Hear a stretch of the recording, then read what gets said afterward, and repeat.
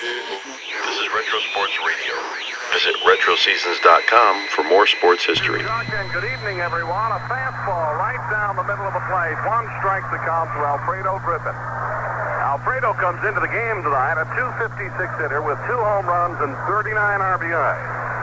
Against the Orioles this year, he's a .193 hitter. The Orioles trailing the Yankees in the American League East by 5 games. The next pitch to Griffin. There's a soft liner out into center field. Bunbury has it measured, makes the catch, and Alfredo Griffin is out. You better believe there's a little light at the end of the tunnel. Anything can happen in this game of baseball. The Toronto Blue Jays played the Yankees tough, winning 1-3 in Yankee Stadium. Louis Leal pitching a 2-hitter against the Yankees last night. The Red Sox are in Yankee Stadium tonight. We'll keep you up to date on that game. The Red Sox were giving it up last week to the Yankees in Fenway Park, losing 4 games. The next batter is Damaso Garcia, ground ball to the left side by Belanger into center field for a base hit. Garcia singles to center field. But the Red Sox have played better in Yankee Stadium this year than they have in their home of Fenway Park. So it'll be interesting to see what happens this weekend. Palmer last Sunday worked 7 2/3 innings against this Toronto club. Gave up only 1 earned run. That was a solo home run to John Mayberry. He was not the pitcher of record. The Orioles and Dennis Martinez lost that game in extra innings. In that game, 3 home runs for Eddie Murray. Is the batter with a runner at first base. Hitting .257 coming into the game tonight with 8 home runs and 48 RBIs. Damaso Garcia is the runner at first base. He has 12 stolen bases on the year. He's been caught stealing 13 times. Palmer looks to first. Here's the first pitch to Howell. It's high. 1 ball and no strikes the count.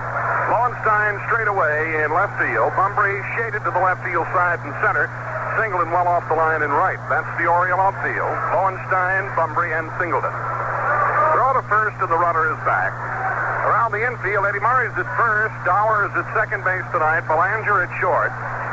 The Sensei is at third, and Graham is behind the plate. Here's the 1-0 delivery. Breaking pitch. Swinging and a miss. He got a piece of it. 1 ball and 1 strike. Roy Howell in the series in Toronto, the 4 games, played some very, very good defense. He'll be a free agent this year, and the Orioles may take a look at him. They're going to need some third base backup help if the Sensei has that operation. Palmer again looks to Graham for the sign. Here's the pitch to Howell, and he lines one, a vicious line shot off to the left side into the box seats, and it looked like nobody was injured on that one.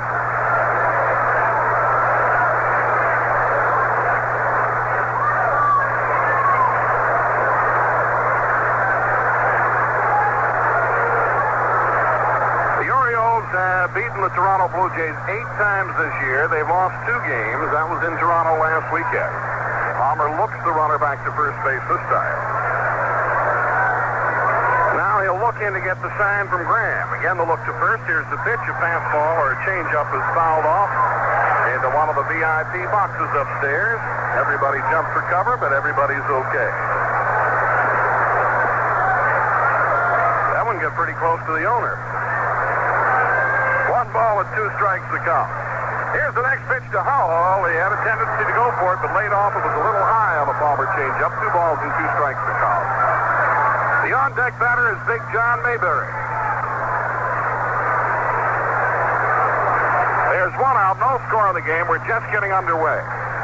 Jim Palmer looking for victory number 16. The runner goes. Here's the pitch, ground ball out to Belanger. He cannot make the play at second. To throw to first in time is enough to get Howell. So Howell has retired 6-3. Garcia was running on the pitch, and he gets to second base with no problem. You look at Palmer's record, 15-10 this year, and people are saying, well, Palmer's had kind of an off year. I think too many people expect 20 wins every season from Jim Palmer. He could wind up with 17 or 18 victories, and that is pretty good. In fact, it's very good in Major League Baseball, 17 or 18 wins. And Palmer has been pitching in some very tough luck at times this year. You can look back at a few games he lost. 2 outs now, and here's Mayberry. Has a 10-game hitting streak on the line tonight, and he has 5 home runs in 10 games. 248, 26 home runs, 77 RBIs, and Graham and Palmer are having a bit of a communication problem, and Jim wants to get it straightened out, so Danny hustles off the mound.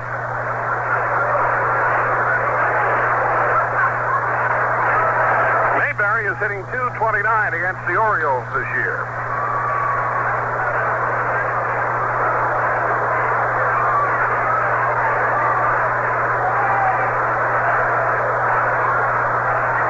Garcia is the runner at second base. Palmer gets the sign now. He'll look back to second. Here's the pitch to Mayberry, and it's high and inside. 1 ball and no strikes to count. The on-deck batter is the designated hitter, Steve Braun.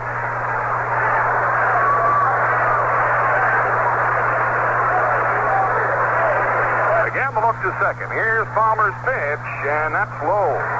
2 balls and no strikes. Of course, Palmer realizes that Mayberry went deep against him last Sunday in Toronto. He'll be careful with him. He was trying not to walk Mayberry when he set him the fat pitch last Sunday that went out of the ballpark. A look to second. Here's the next pitch, and a breaking pitch again. Does not find the strike zone. 3 balls and no strikes to count. Palermo is the home plate umpire tonight.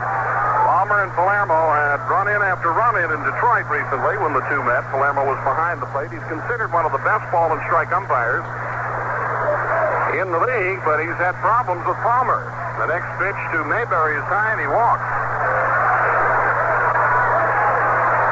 So Mayberry walks on 4 pitches, and that'll bring up Steve Braun. Steve started the year with the Kansas City Royals. He was released by the Royals and then picked up by the Toronto Blue Jays. I remember seeing a telegram in Earl Weaver's office from Steve after he was released. The telegram said something to the effect, have big league experience, will travel. And he wound up with the Toronto Blue Jays.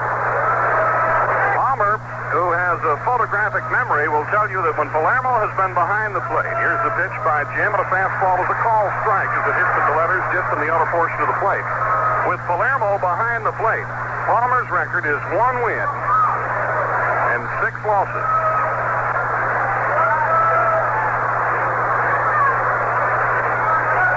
Runners at first and second. 1 strike delivery is on the way, and a breaking pitch is high. 1 ball, 1 strike to count. In fact, Palmer's beefing with Palermo led to the ejection of Earl Weaver in Detroit.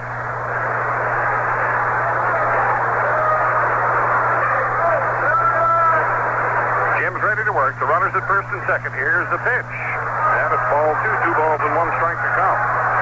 Palmer's earned run average is 3.84. He's making his 31st start tonight. He's 2-0 against the Blue Jays this year. We mentioned he worked Sunday and was not involved in a decision. He beat them on June the 25th here, 6-3. Here's the 2-1 delivery. Line drive, center field, base hit. Bumbry charges. The runner is rounding third. It gets by Bumbry. Garcia will score easily. Mayberry will go down to third base. Now they will have no play at second. So the Toronto Blue Jays take a 1-0 lead. Braun singles to center field. Garcia comes home on the play. It got by Bumbry. So Mayberry took the opportunity on the error by Bumbry to allow Braun to go to second base, and Mayberry is now at third. And Lloyd Mosby is up. 1-0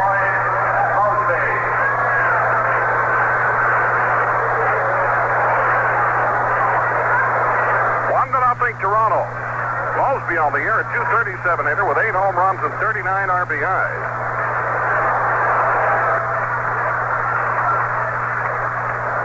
He hits the Orioles at a .308 clip this year with 2 home runs. Runners at second and third. Palmer to the left-hander Mosby. A breaking pitch banged on the ground by Eddie Murray down the line. 1 run will score as Mayberry comes across with a second run. Here comes Braun with a third run. And Mosby goes into second with a stand-up double down the line in right field, and it's 3-0 Toronto. That ball got by Eddie Murray right on the line at first base. Scoring 2 more runs, 3 runs on 3 hits. Griffin started the inning, and he was out on a fly ball to center. Garcia then singled. Howell grounded off. Mayberry walked and Braun singled, and now Mosby is doubled. And the batter is Baylor. Against the league, Baylor is a .243 hitter with a home run and 16 RBIs. But lifetime against Palmer, a .387 hitter, 12 for 31. The lone runner at second base now is Mosby. Palmer's fastball is banged on the ground out to Belanger, picks it up on the short hop, throw to first in time to retire Baylor 6-3, but not before the Blue Jays pick up 3 runs on 3 hits at the end of half inning play. The score is Toronto 3, Baltimore nothing. Baltimore manager Earl Weaver says the New York Yankees are going to have to win the American League East flag on their own without relying on the Orioles to lose. The Birds edging another half game closer to the Yanks on Thursday by downing Detroit 7-3. Ken Singleton's 2-run single in the 7th snapped a 3-3 tie and put Baltimore ahead to stay. The Yankees split a pair of decisions with the Toronto Blue Jays. They won the completion of a game suspended from Wednesday night 8-7 in 13 innings, but Toronto's Lewis Leo fired a 2-hitter to give the Jays a 2-1 win in the regularly scheduled contest. The Bronx Bombers now lead the East by 5 with 16 to play. And realistically, it's going to be awfully tough for the Orioles. You know, you get into situations like this where you're talking about the mathematical prospects, and of course, mathematically, the Orioles are not eliminated. But realistically, it's going to be awfully tough. But then you can start talking realism with the Philadelphia Phillies, can't you? Back in about, 1964, so they blew that big league. So there's always a chance, and that's what makes the game of baseball so interesting. Anything can happen. The Kansas City Royals will play either the Yanks or the Orioles in the American League playoffs. Kansas City slugger George Brett serving notice to both clubs that he's over the effects of a hand injury. Brett went 2 for 3 to raise his average to .398 as the Royals bumped California 5-2. Brett is now 4 for 8 in the 2 games since his return.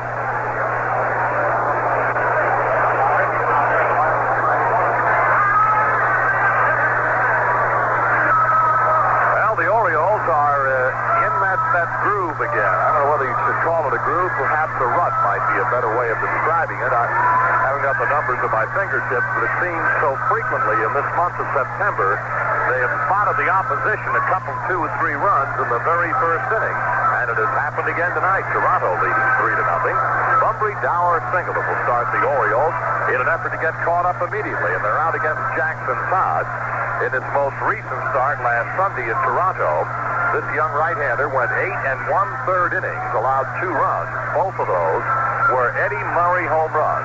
He gave up 6 hits, but did not figure in the 13-inning 4-3 Toronto victory. Todd tonight makes his 9th start of the year. He has completed 3 of his previous 8 starts, 59 innings, 59 base hits. He has pitched to an earned run of 3.36. And in 8 starts, Todd has been touched for 8 home runs. Well, here is Al Bunbury. Al having an outstanding year, hitting .312 on the year, and he needs just 19 more base hits for 200. Be tough, but it's not impossible. Tom? Well, Al has hit in 29 of his last 34 games at a .331 clip, 50 for 151. Leadoff batter for the Orioles, Bunbury, will be followed by Dower and Singleton. The Birds need 3 to catch up to Toronto. We're only in the first inning. Here's the pitch to Bunbury, and a fastball is low. 1 ball and no strikes to count. As Chuck told you, Todd had the Orioles in a headlock in Toronto last Sunday. Until the 8th inning, the only runs off him came on Eddie Murray home runs. The attempt to bunt is foul into the box. Jackson Todd was called up from Syracuse August the 8th, and he's already compiled a 4-1 record. He's doing better with Toronto than he did with Syracuse. He was 7-9 when he was called up. Making his 9th start, he has 3 complete games. Looking for his 4th consecutive win. 1-1 delivery to Bunbury. Fastball lined over the head. Griffin out into center field for a base hit. So Bunbury singles to left center. The Orioles have a hitting start here in the first inning. That'll bring up Rich Dower. Now, Dower performed the unusual last night. He struck out. Only the 16th time that Dower has fanned this year in 551 plate appearances. He's called the toughest strikeout in the American League. Has a .281 average, 1 home run, and 56 RBIs. Throw to first, and Bunbury is back. Of course, Al is always a threat to go with 40 stolen bases. He's only been caught stealing 9 times. Dodd looks looks to first base. Here's the pitch to Dower. Bounces in the dirt in front of the plate, so the count is 2 balls and no strikes. In the outfield tonight, Paul Hodgson is in left. The versatile Bob Baylor is playing center field tonight, and Mosby is in right field. Witt is behind the plate, Howell at third, and Griffin is at short, Garcia at second, Mayberry's at first. Jackson Todd, throw to first, and Bunbury dives back in safely. He was released from the Phillies organization in spring training last year and signed on to Syracuse and was called up by Toronto at the end of the year. Made his major league debut in the National League with the Mets in 1977.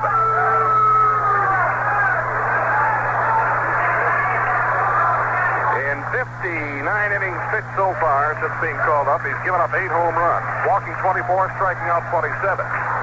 Well, look to Bunbury. There he goes. Here's the pitch. The throw to second base. Bunbury slides and he's safe. And the count on Dower is now 1 ball and 1 strike.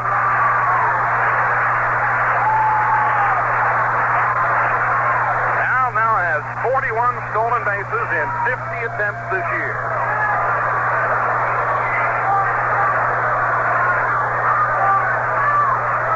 And Bunbury, by the way, now just has to get 18 hits for the first Oriole ever to get 200. 1 ball, 1 strike, the count to Dower. The pitch to Dower, a ground ball to the left side. Picked up by Griffin. He'll not make the play at third. The throw to first in time, and Dower is retired as Bunbury hustles down to third base.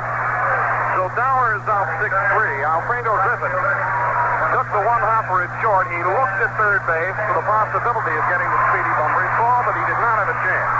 And threw to first to retire Rich Dower. Ken Singleton, he went 3 for 4 with 3 RBIs last night and recorded his 19th game-winning RBI. He leads the American League in that category. He raised his batting average to .288. He has 90 RBIs at 22 home runs. Bunbury at third, the first pitch to Singleton, ground ball out to Garcia at second. He'll get it on the short hop, throw to first in time as the run scores. And it's a 3-1 game. Singleton grounding out to Garcia at second, and Bunbury taking the opportunity to score the Orioles' first run from third base. So it's a 3-1 game, and here comes Eddie Murray. And here's the story on Murray. He was batting just .217 against the Toronto Blue Jays before he entered Exhibition Stadium last Thursday night. But in that 4-game series up there, Eddie went 10 for 19. Would you believe that? With 5 home runs and 8 RBIs, and he scored 7 runs. Lifetime against these Blue Jays, Eddie is batting .348. 2 outs, nobody on, 3-1 game. Murray batting left-handed. Here's the pitch to Eddie, and it's a ball 1. 1 ball and no strikes. Eddie became the youngest player in Oriole history ever to drive in 100 runs last night. 1-0 pitch is on the way to Eddie. Swing and a miss. 1 ball and 1 strike, and Eddie was not cheated on that rip. Hitting an even .300 tonight, coming into the game with 29 homers and that 100 RBIs.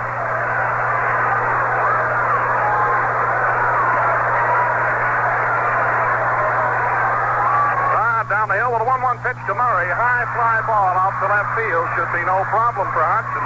Moves under it, makes the catch, and Eddie is retired on a fly ball to right field. The Orioles pick up a run at the end of 1. Toronto 3, Baltimore 1. Elsewhere in the American League on Thursday, Milwaukee sweeping a doubleheader from Minnesota, 9-8 and 5-0. Jim Rice has 4 RBIs to help the Red Sox overpower Cleveland 8-3. Mickey Rivers had 4 hits to help Texas beat Oakland 10-6, and the White Sox nipping Seattle 5-4. The home run ball is all that makes the Los Angeles Dodgers tick. At least that's what's been working for them lately. Like a trio of bombs going off, the Dodgers exploded for 3 home runs to beat San Diego 7-3. The blasts by Dusty Baker, Ron Cey, and Mickey Hatcher enabled the Dodgers to stay a game up on Houston in the National League West. The Astros did some long ball hitting of their own on the way to a 10-2 blitz in Cincinnati. Joe Morgan and Jose Cruz each slammed 2-run homers to lead the way for the usually light-hitting Astros. In the only other National League game, Chris Chambliss' 2-run homer gave the Atlanta Braves a 2-1 win over the San Francisco Giants. The contenders in the National League East all have the day off for rest and travel Thursday. First place Montreal resuming action in St. Louis. Second place Philadelphia playing in Chicago. That game is already completed, and Chicago won it in the bottom of the ninth inning. Smith the winner, Brewster the loser. 4 runs, 9 hits, and 2 errors for the Cubs. 3 runs, 8 hits, and no errors for the Phils. Third place Pittsburgh hosting the New York Mets. And the Expos leading the Phils by a game and a half, of the Pirates by 5. But right now the Phils are out by 2. Well, we'll go now to the top of the second inning. 3-1 the Blue Jays. Palmer against Paul Hodgson, and here's Tom. First pitch to Palmer, swing and a miss. Hodgson is playing tonight because Barry Bonnell is back in Toronto, or was back in Toronto yesterday, as Mrs. Bonnell gave birth to the Bonnell's third child, a 10-pound baby boy. Palmer's one-strike pitch, it's a ball. 1 ball and 1 strike to call.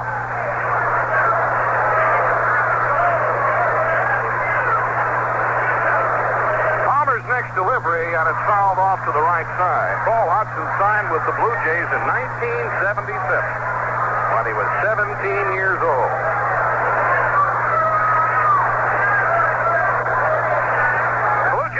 By a score of 3-1, coming up with 3 runs on 3 hits in the first inning. Palmer's next pitch hits the ball. 2 balls and 2 strikes to come. We'll see Hodgson, Witt, and Griffin in this inning for the Blue Jays. Jim works again. The next pitch, line drive, center field, solid base hit for Paul Hodgson. And the 4th hit given up by Jim Palmer. The catcher, number Ernie Witt, the catcher for the Toronto Blue Jays, steps in against Jim Palmer, a .242 hitter with 5 home runs and 23 RBIs, the left-hander. And we see some activity out in the Oriole bullpen as Dennis Martinez is up and warming.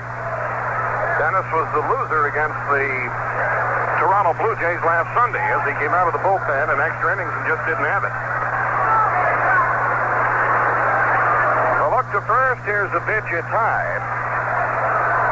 We mentioned to you Palmer beat the Toronto Blue Jays in a complete game 6-3 here June the 25th. On July 1st, he went 8 2/3 innings against Toronto, defeating them by a score of 2-0. Tippy Martinez came in to pick up a save in that game. Palmer is 7-4 lifetime against Toronto. The look to first, the throw that way, and the runner is back in time. These two teams will play tomorrow night, then again on Sunday afternoon. Palmer's pitch sails high, 2 balls, no strikes to count. The Yankee-Boston Red Sox game is just about to get underway in Yankee Stadium. As soon as we get a score, we'll pass it along to you.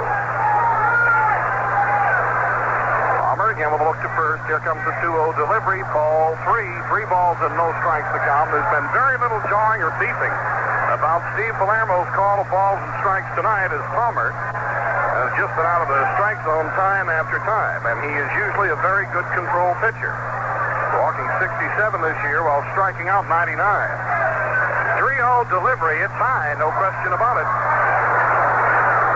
Let's pause now for station identification. This is the Baltimore Orioles Baseball Network. This is the American Forces Radio and Television Service.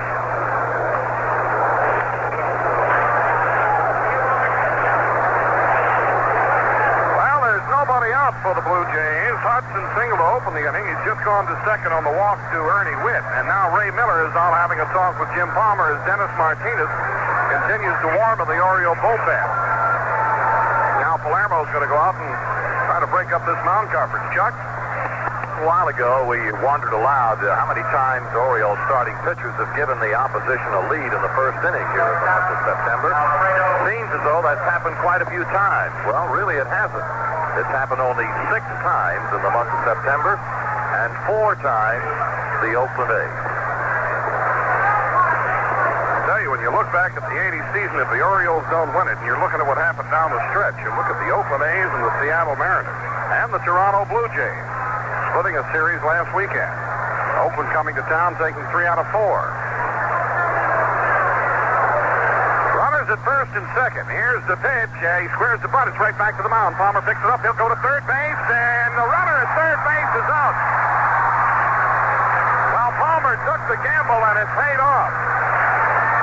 Rip Griffin was batting. He bunted right out in front of the mound, and there are very few pitchers in this game of baseball that could have made that play. Palmer will get off the mound as fast as anybody in baseball. He charged off the mound, looked at third, and went there right away to cut down the lead runner. So Griffin reaches on a fourth.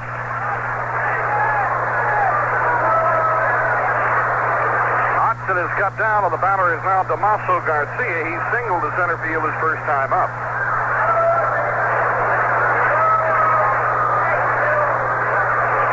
Runners at first and second with one out. Here's Palmer's pitch, and it's low on a fastball. 1 ball and no strikes to count.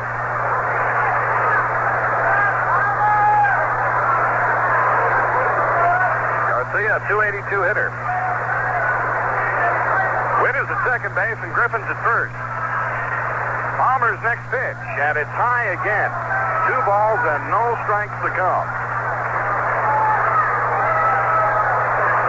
Bunbury is shaded just slightly to the left field side. Longstein pretty well off the line, straightaway in left field. Singleton straightaway in right. Palmer's next pitch, and it's fouled off to the right side into the seat, so the count will be 2 balls and 1 strike.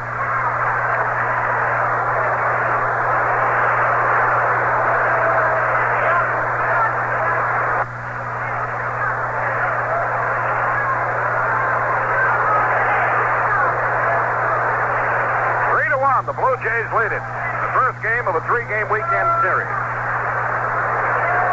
Graham flashes the sign. Palmer now looks back to second. Here's the 2-1 delivery, and it's a call strike as the chip nicks the outside corner. And Garcia's a little unhappy with that call. Roy Howell is on deck.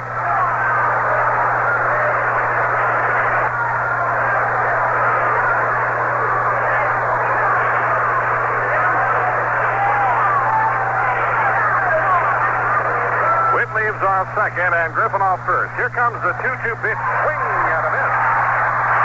And I'll tell you what, Garcia chased a bad pitch. It was high and a little tight. Chuck? That's so typical of the manner in which Palmer will work. Now, the pitch before that was a called strike, and it upset Garcia just a little bit. He's a little angry over the call, a little unsettled as Palmer comes back with a waste pitch. Garcia chases. And now Garcia's in the dugout, and Roy Howell is up. He grounded out to short his first time up. Palmer trying to come off the ropes here in the second inning. Jim looks to second. Here's the pitch to Howell. Swing and a miss. 1 strike to count to Roy. The inning started with a base hit by Hodgson. Witt then walked. Hodgson was cut down as Griffin reached on a 1-5 force. Garcia's down on strikes. 1 strike to count to Howell. Left-handed hitter against Palmer. The pitch to him, and he fouls one off. Looks like it might make the upper deck on the left side. And it does. Rex Barney might give that man an error. Looked like he had the ball, didn't it, Bill Ross? And then just let it fall out of his hands. Last night at Yankee Stadium, Roy Howell hit an inside-the-park home run in that suspended game. It looked like the Blue Jays were going to walk off with it, but the Yankees came up with 4 runs to tie it, then won it in the 13th. Came up with 4 in the 10th. Here's the pitch. It's a call, strike 3. On a changeup from Palmer to Howell. He knew it. That's it.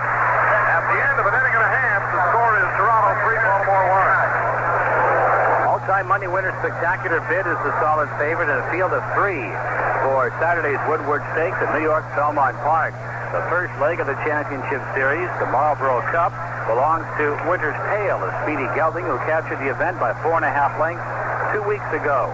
Trainer Bud Delp insists that it doesn't matter whether there are 2 or 22 horses in the race. He says, we're in great shape right now, and we are ready. The Woodward, a weight-for-age race, should be a 3-horse contest between Bid, Winter's Tale, and Speedy Dr. Patches. Belmont Stakes winner Temperance Hill is also in it, but will be scratched unless Bid or Winter's Tale are withdrawn first. Linebacker John Mooring, cut by the Detroit Lions earlier this season, has signed with the injury-plagued Cleveland Browns to fill the vacancy left by Jerry Shirk. Mooring, a 6'3", 230-pounder who was released by the Lions after the first regular season game, and the 23-year-old was an 8th-round pick by Detroit last year. San Diego Clippers coach Paul Silas has announced his retirement as a player after 16 seasons and brought them 3 NBA championship teams. Silas was hired in the offseason as a player coach, but feels it would be impossible to devote his total energies to coaching if he is still active as a player. Silas was 17 games short of breaking John Havlicek's record of 1,270 games. In 16 seasons, he scored 11,782 points and grabbed 12,357 rebounds. Well, at Wrigley Field, Chicago this afternoon, the Cubs came up with a 2-run bottom of the ninth inning and beat the Philadelphia Phillies 4-3. Smith, the winner, and Broussard is the loser. That's a very tough defeat for the Phillies, who are trailing by a game and a half as activity started today. Right now, Montreal will be in St. Louis this evening, so the Phillies now are 2 games behind Montreal, depending on what happens in St. Louis later tonight. Atlanta will be in San Diego. The big one on the West Coast of the National League, of course, is Cincinnati in Los Angeles, and Los Angeles leads Houston by a full game, and Houston will be in San Francisco. Those games don't start until about 10:30 Baltimore time. All right. Here's the first pitch to John Lowenstein, and it's inside. 1 ball and no strikes to Brother Lowe. Comes into the game tonight batting .302.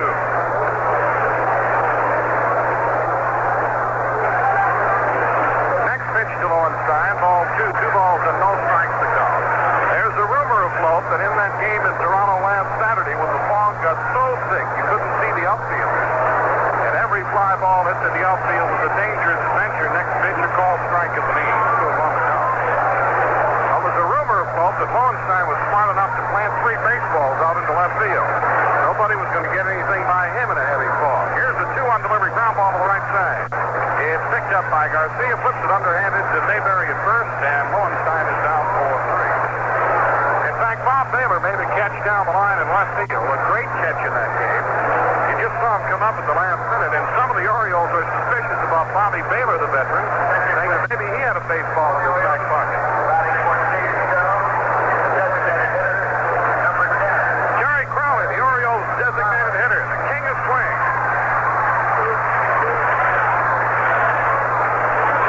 299 hitter with 9 home runs and 41 RBIs. The pitch to Crowley sails outside. 1 ball and no strikes to come. The on-deck batter is Dan Graham.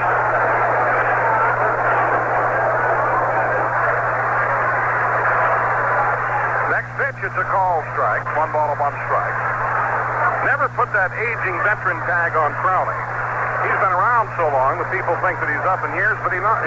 He's younger than Al Bumber. He's the same age as Singleton. Here's the 1-1 pitch. Breaking pitch is low. 2 balls and 1 strike to come. And he's got more than a few productive years left. 2-1 delivery all the way to Crowley, and he did not check his swing on time. 2 balls and 2 strikes to come.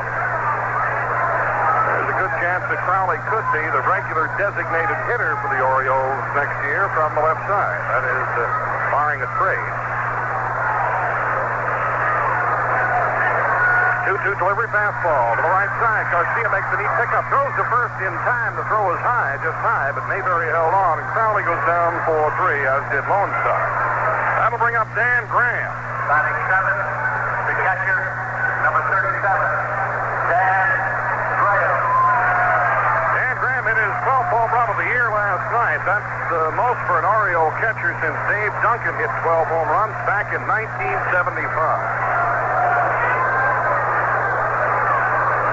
Jackson Todd to Dan Graham. Here's the pitch. Ground ball foul down the first baseline. 3 runs on 4 hits for the Blue Jays. 1 run on 1 hit for the Orioles.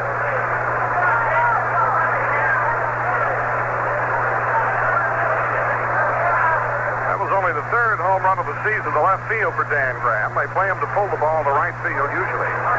Here's the 1-strike pitch to Graham. Swing and a miss.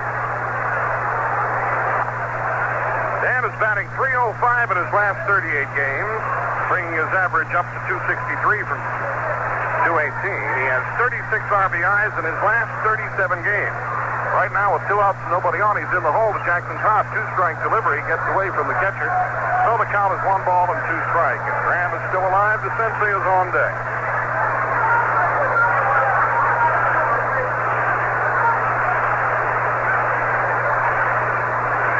Blue Jays have lost 13 straight games here at Memorial Stadium. The last time they won, 2-0 victory.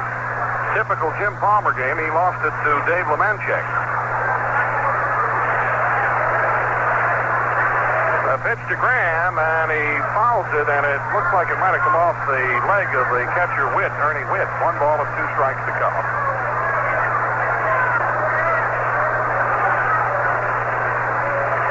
Going to stand up and shake it off, and Palermo will probably take a little more time before he settles down behind the plate, just to give Ernie time to try to shake it off. Palermo is the umpire behind the plate. Al Clark is at first, Phillips is at second base, and McCoy at third. 1 ball and 2 strikes to Dan Graham. Witt flashes the sign. Here's the pitch. Line drive, right field, that'll fall in for a base hit. In a 1-2 situation, the odds were with the pitcher, but Graham just lines one out the right field for a base hit. Only the second Oriole hit of the night off of Jackson Todd. The Sensei, 244 batting average, 12 home runs, 53 RBIs. And he's a .375 hitter against the Toronto Blue Jays this year. Takes a short lead at first base. Tom looks that way, and here's the pitch to the Sensei. Swing and a miss, and a ball that was way out of the strike zone.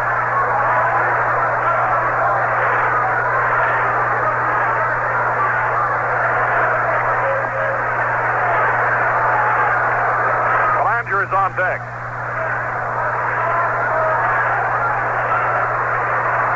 Strike pitch, ground ball to the left side. The high hop played by Griffin. The throw to second base is in time to cut down Graham in the fourth and end the inning.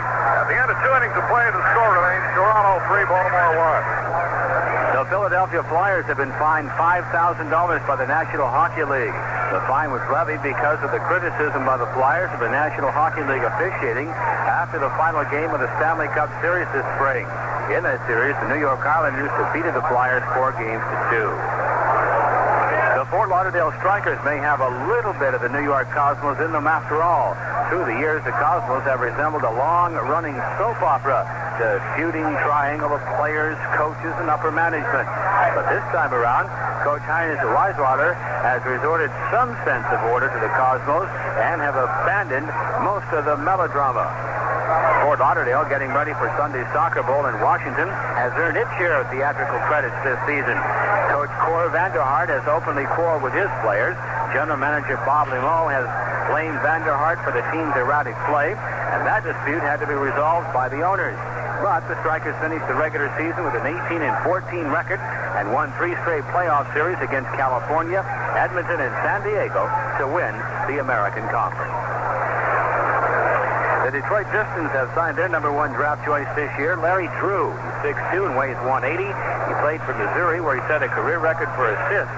No terms were announced. The 2 main rivals for the number 1 ranking in men's tennis, Bjorn Borg of Sweden and John McEnroe of the United States, will play in the 6-man international tournament in Milan, Italy, November 27th to the 30th. Among the fans in the stadium tonight, a group from Villa Julie College in pregame ceremonies. The students presented a plaque to the Orioles expressing their support of the ball club. Good idea, huh? Big John lays it off Mayberry, and Palmer's breaking pitch is high. 1 ball and no strikes to come. John walked his first time up. Palmer works again, and the changeup is high. 2 balls and no strikes to come. Play Mayberry to go to right field.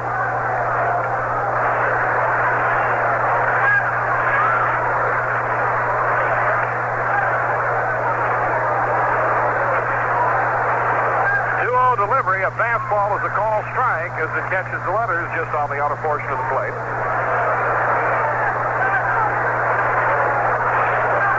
Palmer's next pitch, a fastball is popped up to the left side, but the Sensei will make the play just behind the bag of third, and Mayberry is out on a pop-up. Steve Broad singled to center field and drove in a run his first time up. A .213 hitter. Mosby is on deck. Palmer's pitch, a fastball, is ball one. 1 ball and no strikes to come. Jim is right back again, and he's out of the strike zone again. So Palmer is definitely having control problems here in Baltimore tonight. 2-0 pitch by Palmer, and it's fouled off to the left side.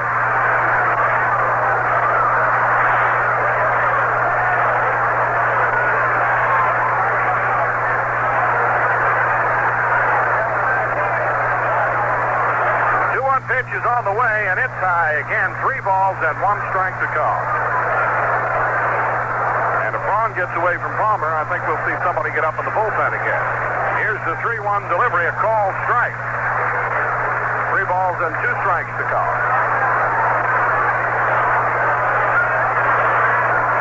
Braun steps up. What a great night for baseball in Baltimore. Wind is blowing right down the flagpole. Full count pitch, swing, and a miss.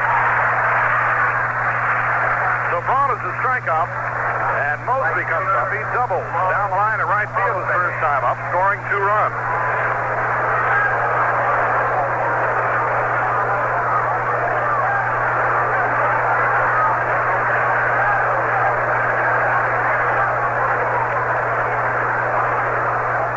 Palmer now will look into Graham for the side. Here comes the first pitch to Boyd. It's high. When Palmer has been out of the strike zone tonight, usually he's been upstairs, on occasion way upstairs. 1-0 the count. The next pitch, and they popped him up. Out into shallow center field. Belanger is going back. Bumbry is coming in. Belanger will give way to Bumbry. He makes the catch. The Blue Jays are retired in the third at the end of 2 1/2. The score is Toronto 3, Baltimore 1. Thomas Hollywood Henderson is at liberty again. The controversial linebacker has been put on waivers by the San Francisco 49ers. Henderson signed with the 49ers this year after being cut by the Dallas Cowboys. That was following a dispute with Coach Tom Landry. That batting race in the National League has thinned out just a little bit. Templeton of St. Louis and Buckner Chicago were just hundredths of a percentage point apart earlier in the week. But Templeton now hitting .325, Buckner hitting .322. Keith Hernandez of St. Louis is at .318. Blake McBride of Philadelphia hitting at .314, and Cruz of Houston at .313. George Brett of Kansas City, who went 2 for 3 in the game against California Thursday, is hitting .398. And that ball game involving Kansas City getting underway very shortly. Kansas City at home and hosting the Oakland A's, where Brian Kingman will be on the mound for the A's and Paul Splithorff for Kansas City. That game will be getting underway in about 15 minutes or so. Cecil Cooper of Milwaukee is next in the American League at .355. Miguel Delaunay of Cleveland hitting at .349. Mickey Rivers of Texas at .331. And Rod Carew of California at .331. You know, for years, the National League always had a higher batting average through the top 8 or 9 hitters, but this year, the lowest of the top 5 in the American League, that's Rod Carew of California at .331, is hitting 6 points better than Templeton, leading in the National League at .325.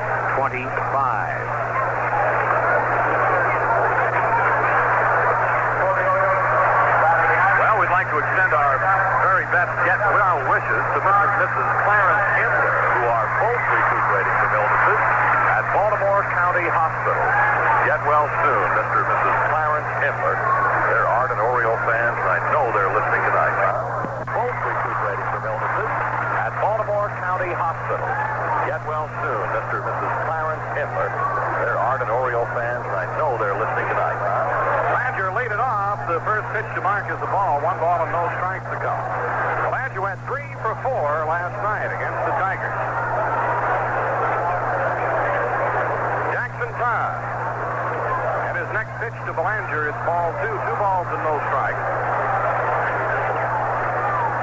Todd's given up 2 hits, a single to Bumbry, and a single to Dan Grant.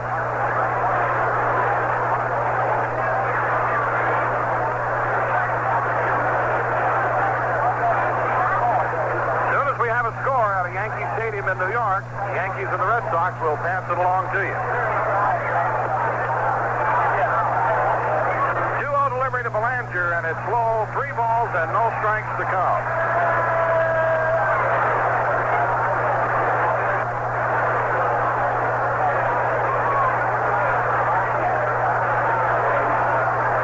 Pitch to Belanger, he was taking all the way, and it's a called strike on the inside corner. 3 balls and 1 strike to come.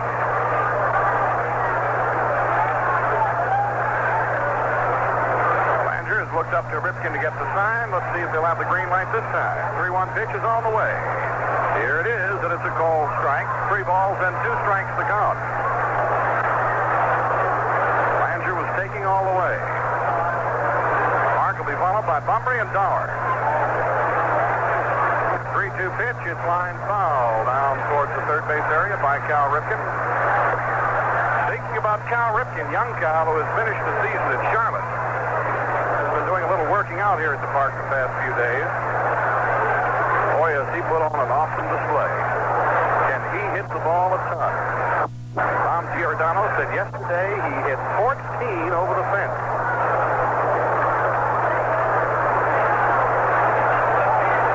To Belanger. Next pitch is high and inside, and Belanger walks.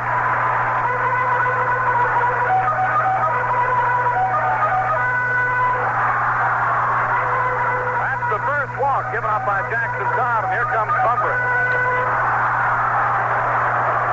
Bunbury singled in the first inning. Stole second base. Advanced to third as Dower grounded out and scored, and Singleton grounded out to the right side, accounting for the Orioles' only run on the night. Belanger's at first. Here's the pitch to Bunbury, squares the bunt, and it's fouled up the third base line.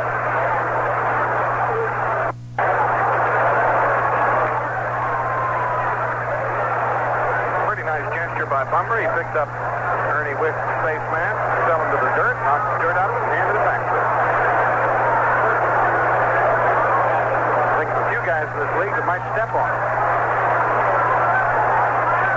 Belanger again with the lead at first. 1 strike pitch, and it's high for a ball, and there was no indication of a bunt that time by Bunbury. Again, he'll look up to Cal Ripken to get the sign. Chuck, some years ago in this game, Tom, a fellow would lean over and pick up the other guy's mask and hand it to him. Probably would have been fine. Don't do anything at all to make his job easier. Make him bend over and pick it up himself. You know who feels that way, don't you? The fella coaching up at first base, Frank Robbins. Here's the 1-1 pitch. It's ball 2. 2 balls and 1 strike to count. Whenever Frank got hit by a pitch, he never charged the mound or anything like that. He'd dig in on you, and then on more than one occasion, he'd go deep. The look to Belanger at first. 2-1 pitch is on the way to Bunbury. Fly ball well hit right field. Right fielder going back, still going back. That one is gone. Now Al Bunbury, home run to right center field. Belanger will round third and he'll score. And here comes Al Bunbury with his 9th home run on the year. And we got a tied ball game.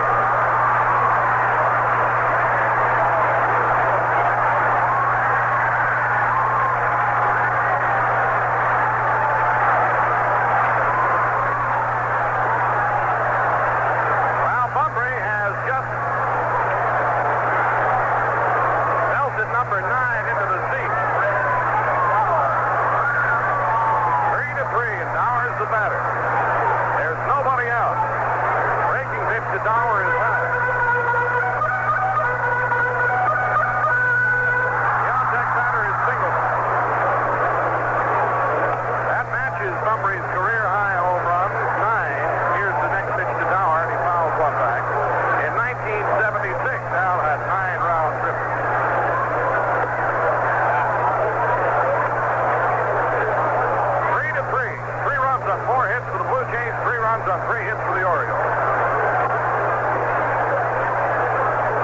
It's to Dower, fly ball center field. Bobby Baylor has it measured and makes the catch.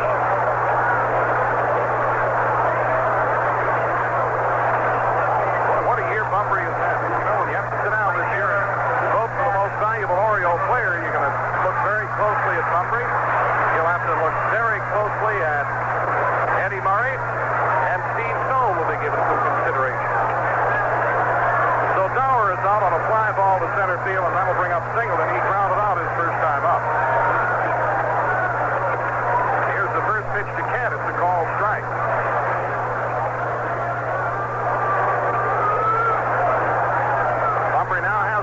and 83 hits. 17 more to reach the magic 200 number.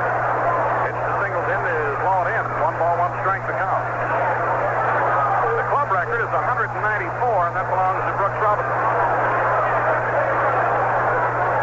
1-1 pitch to Singleton. Swing and a miss. Looked like Singleton was trying to get into the season as well. 1 ball and 2 strikes to count.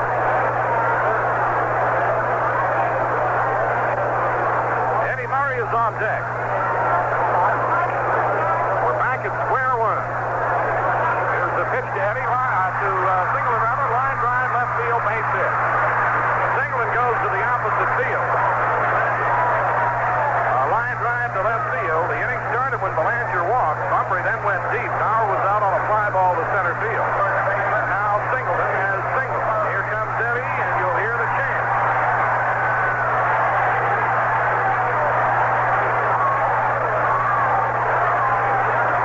I don't know if Eddie was pulling my leg or not today. There's players in the clubhouse before the game.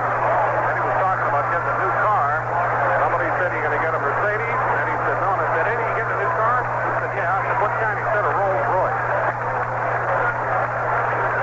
I'll tell you what, when he signs a new contract, he could probably buy 2. I have a tendency to think he was pulling the old leg, however. 3-3 game. Singleton's at first base. There's 1 out, and Eddie Murray's up. Murray was out on a fly ball to left field his first time up. The look to Singleton. Now Eddie will step out. Eddie is very methodical when he's up at the plate. He'll step out after every pitch. Usually he'll walk to the front of the batting box. Again, the look to Singleton. Here's the pitch to Murray. And it's a ball. 1 ball and no strikes. He'll kick a little dirt with 1 foot, then the other. Then he'll back into the corner and kick the dust out of his baseball shoes before he'll step in again. Does it after almost every pitch. 1-0 delivery to Murray, and swings and fouls 1 back. Let's see if he does it now. There he goes. 1 foot, then the other. Now he'll back into the corner of the batter's box. Takes the bat. See if he'll knock the dirt out again. There he goes. Right foot, then the left foot. Back to the right foot again. Not quite as bad as that fellow Mike Hargrove of the Cleveland Indians.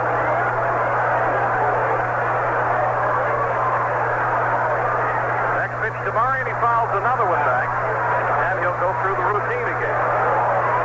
You actually have time to get a bite to eat when Hargrove is up.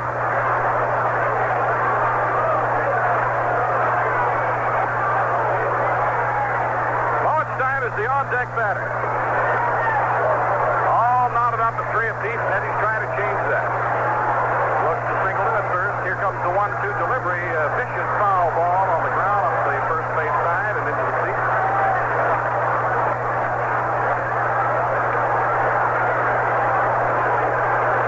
The opposing pitchers are not too crazy about the time that Eddie takes to get ready. But I'll tell you, whatever he's doing, it's working. 1-2 pitch is on the way to Murray. Swing and a miss. Strike 3, and Eddie's down on strike. Second out of the inning, and that'll bring up John Lowenstein. He grounded out his first time up. The Orioles scored a run of the first inning after Toronto took a 3-0 lead. And a swing of the bat. Humphrey is 9th home run, and Birds tie it up here in the 3rd.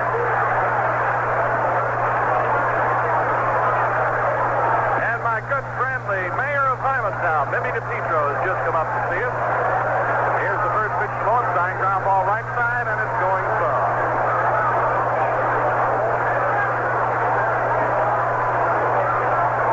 One strike to count to Lowenstein. You know, when you look at baseball's free agent market, boy, that's the way to build a team. Well, maybe not always. At that right now, Lowenstein, what a job he's done for the Orioles. Picked up by Hank Peters for the $20,000 waiver price. In the on-deck circle, Terry Crowley. The Orioles did not have to sign a big check to get Terry. Look to first, the pitch to Lowenstein. Swing and a miss, 2 strikes. Denny Ayala, who has done so well for the Orioles. Picked up from the St. Louis Cardinals organization.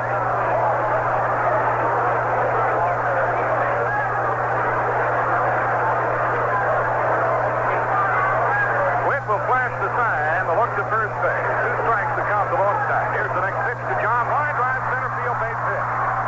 Singleton will hold up at second base, and the Orioles stay alive here in the 3rd inning.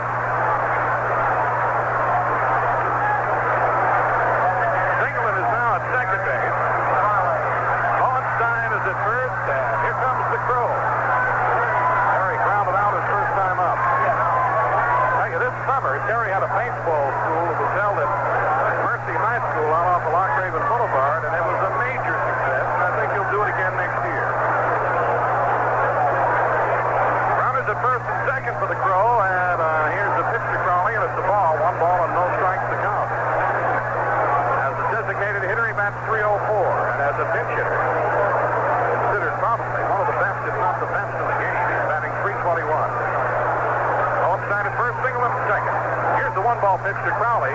They pop him up in the shallow left field. The left fielder comes on. Hudson puts the glove up and makes the catch. Crowley and the Orioles are down to the third, but not before the Orioles come up with 2 runs at the end of 3.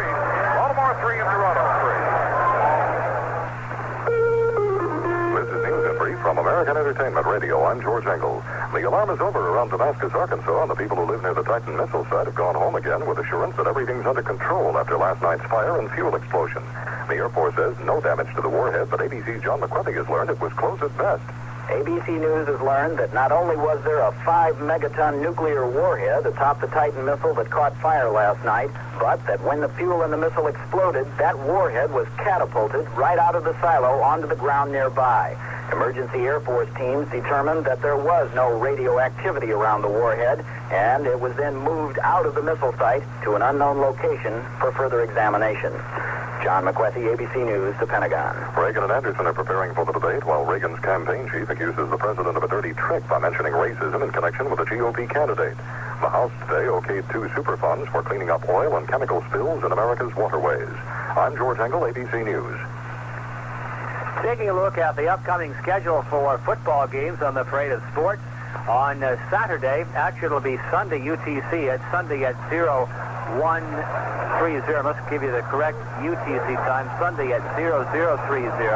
College football, Penn State at Texas A&M. Then on Sunday, the National Football League doubleheader. First game, the St. Louis Cardinals at the Detroit Lions. And then the New England Patriots at the Seattle Seahawks. And then the Monday night game, the New York Giants at Philadelphia. Phillies were defeated by the Cubs by a count of 4-3. A tough loss for Philadelphia. The Pirates and the Mets are at it tonight out in Pittsburgh. Pirates, of course, the same kind of position the Orioles are in. 5 games behind the division-leading Montreal Expos, and they are now leading the Mets 2-0 at the end of 2 innings of play. We have not had anything at all from New York, other than the fact now that the Red Sox didn't score in the first inning. The Yankees are batting. Okay, Tom. Thank you, Chuck. Bob Baylor is going to lead it off for the Toronto Blue Jays. 3-3 game as we go to the top of the 4th. Here's Palmer's first pitch to Baylor. There's a line drive to center field. Base hit Baylor. So inning start for the Blue Jays in the 4th of this 3-3 game. Paul Hudson is now the batter. Hudson singled his first time up in the 2nd inning.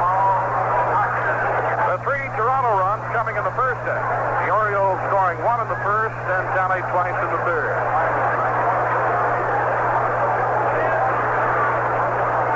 Hudson singled his first time up. 3 runs on 5 hits for Baltimore, 3 runs on 5 hits for Toronto. Ernie Witt is on deck. Murray holding with a runner at first base. Here's the pitch to the right-handed batter. He squares the butt. It's a cold strike.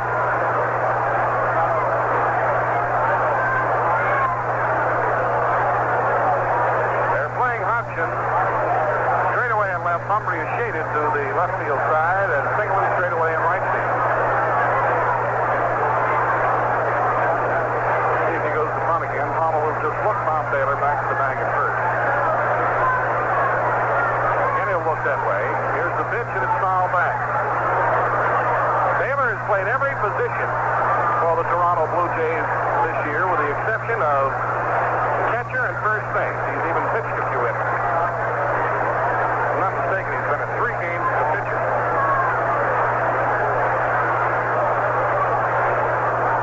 2 strikes to count to the batter, Paul Hudson. And he fouls another one back.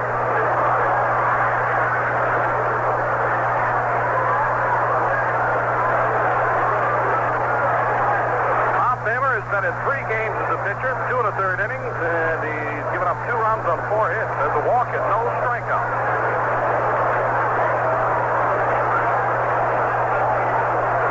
Hudson is in the hole, 2 strikes to count. Palmer shakes off Dan Grant. Now he's ready to go to work. Here's the pitch, and it's a called strike 3 on a good changeup from Palmer to Hudson. And it's the 4th strikeout of the night for Jim Palmer.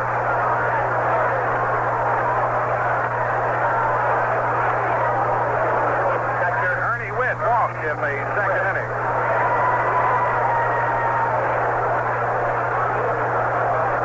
Witt, a left-handed batter, a dead pull hitter to right field.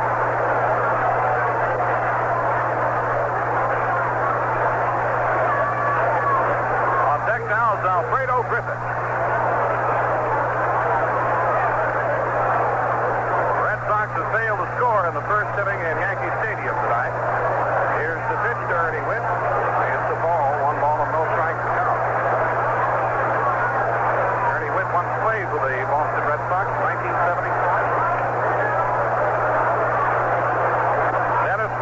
Martinez is up again at the Oriole bullpen. Throw to first, and Baylor has jumped back in time. Baylor walked against Palmer in last Sunday's game.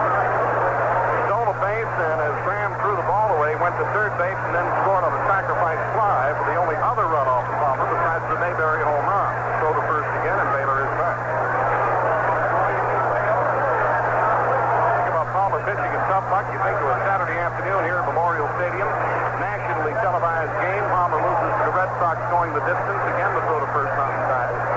Jim lost that game 1-0. The only run scoring as a result of Yastrzemski double to left field. Actually, it was a fluke. They were playing Yastrzemski to go to right. And he went to left field, and that proved to be the only run of the game for the Boston Red Sox. That's when the team was healthy. First again, and Bob Baylor is back.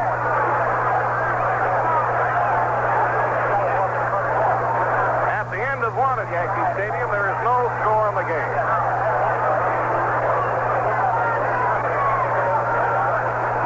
This time Palmer just stares Baylor back to the bag, and Witt steps out. Dennis Martinez is up for the second time tonight at the bullpen. He was up in the first inning, and again here in the fourth inning. Looks to Graham, now it looks to first. Here comes the one-ball delivery. It's high and away. 2 balls and no strikes to count.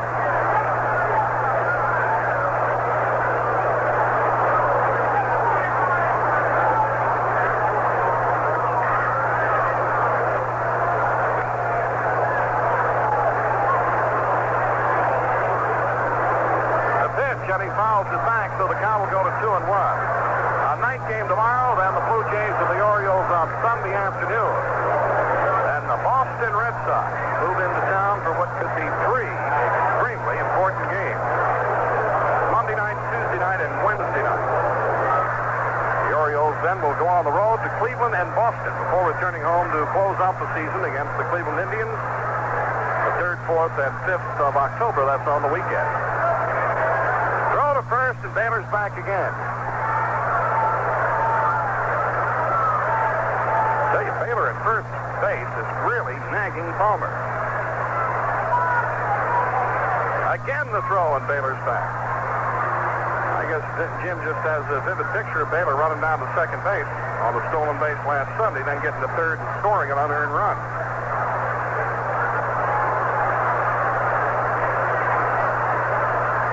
There is one out.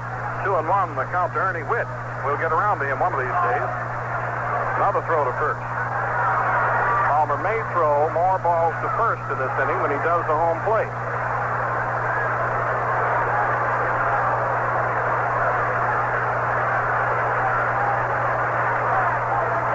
2-1 pitch is finally on the way. The runner goes. There's Graham's throw to second base, and Baylor dives in safely with a stolen base just ahead of the tag by Belanger.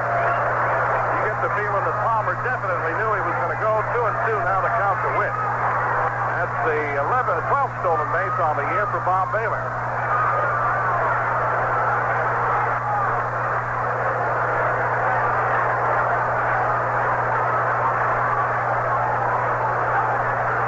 Two balls and 2 strikes to count to Ernie Witt. Baylor now at second base. Alfredo Griffin is standing, observing everything Jim Palmer does very closely. Here's the 2-2 pitch, ground ball to the right side. Murray can't make the play on it. It's gone into right field for the base hit. Baylor around third, and he'll score the go-ahead run on a single to right by Ernie Witt that got by Eddie Murray. Baylor comes all the way home, and now you know why Palmer was so concerned about that runner at first base. And here comes the skipper. Earl Weaver walks slowly to the mound. And that could be it for Jim Palmer. And that is it for Jim Palmer. Weaver decides to make the move as the Blue Jays go up in front 4-3. So while the new pitcher makes his way to the mound, let's pause for this message. Mike Schmidt of Philadelphia, the leading home run hitter in the major leagues with 39. Bob Horner of Atlanta next with 33 in the National League. Murphy of Atlanta and Baker of Los Angeles, 29 each. Reggie Jackson is the American League home run leader with 37. Ogilvie of Milwaukee with 36. Thomas of Milwaukee with 35. The RBI leader in the Major League, Cecil Cooper of Milwaukee with 112. Also in the American League, Oliver of Texas with 106 and Ogilvie of Milwaukee with 102. Mike Schmidt is the National League RBI leader with 105. Hendrick of St. Louis with 102 and Garvey of Los Angeles with 97. Ron LaFleur of Montreal is the National League stolen base leader. He now has 92. Omar Moreno of Pittsburgh next at 88. Collins of Cincinnati with 69. Henderson of Oakland leads the American League in stolen bases with 81. Wilson of Kansas City has 69. And Delaunay of Cleveland has 55 stolen bases. From the Oriole bullpen, in relief of starter Jim Palmer comes Dennis Martinez. Palmer tonight, 3 1/3, 6 hits, 2 walks, 4 strikeouts, and 4 runs. He's responsible for Ernie Witt over there at first base. And from the bullpen comes the young right-hander, Dennis Martinez.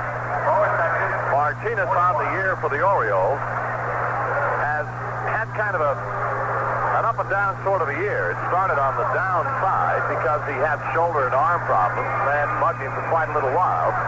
And then as he got back in shape, he seemed to pitch reasonably well. And now in the late months of the season, or weeks of the season, he has been assigned to the bullpen because there's just no room in the starting rotation for a Dennis Martinez.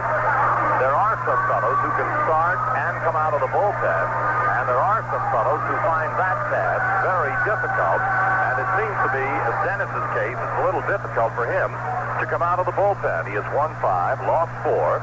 This is his 20th ball game. He's made 11 starts, 73 and 2/3 innings of work. He has pitched to an earned run of 4.64. Now 1 out. Toronto 4, the Orioles 3. Runner at first base is Ernie Witt. Alfredo Griffin will be the first batter to face Dennis Martinez, and we'll go right back to Tom Marr. Thank you, Chuck. Alfredo Griffin looking for his first hit on the night. He's 0 for 2. Runner at first base is Witt, and a fastball swing and a miss. Dennis had some good velocity on that one. 1 strike to count to Alfredo Griffin. Dennis Martinez in relief of Jim Palmer. The outfield is pretty well spread out against Griffin. Singleton is well off the line at right. 1 strike pitch to Alfredo. Just misses. 1 ball and 1 strike to count. Lowenstein straight away at shallow and left field, and Bunbury is cut to the left field side against the switch-hitting Griffin, who is batting left-handed against Jim Palmer. 1-1 pitch from Dennis. The slider swinging and a miss. 1 ball and 2 strikes to count. The end of an inning and a half, still no score. The game between the Yankees and the Red Sox in Fenway Park.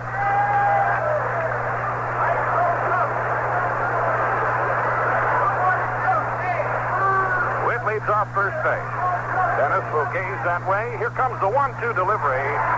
Swing and a miss. Strike 3. I'll tell you, Dennis looked better against Alfredo Griffin than he did the entire day on Sunday in Toronto.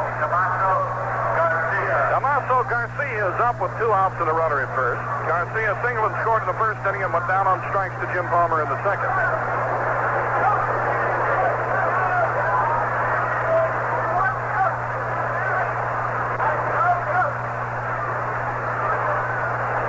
Garcia, a right-handed hitter. Here's the pitch, and he fouls it.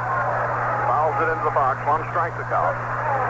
The outfield is playing just about the same way for Damaso Garcia as they did for the left-hander Griffin. Lowenstein is backed up a bit in left field. He played Alfredo rather shallow. Garcia, 282 hitter, has some power, 4 home runs and 44 RBIs. He fouls one into the upper deck. So the count will go to 2 strikes, and the advantage in this situation is to Dennis Martinez.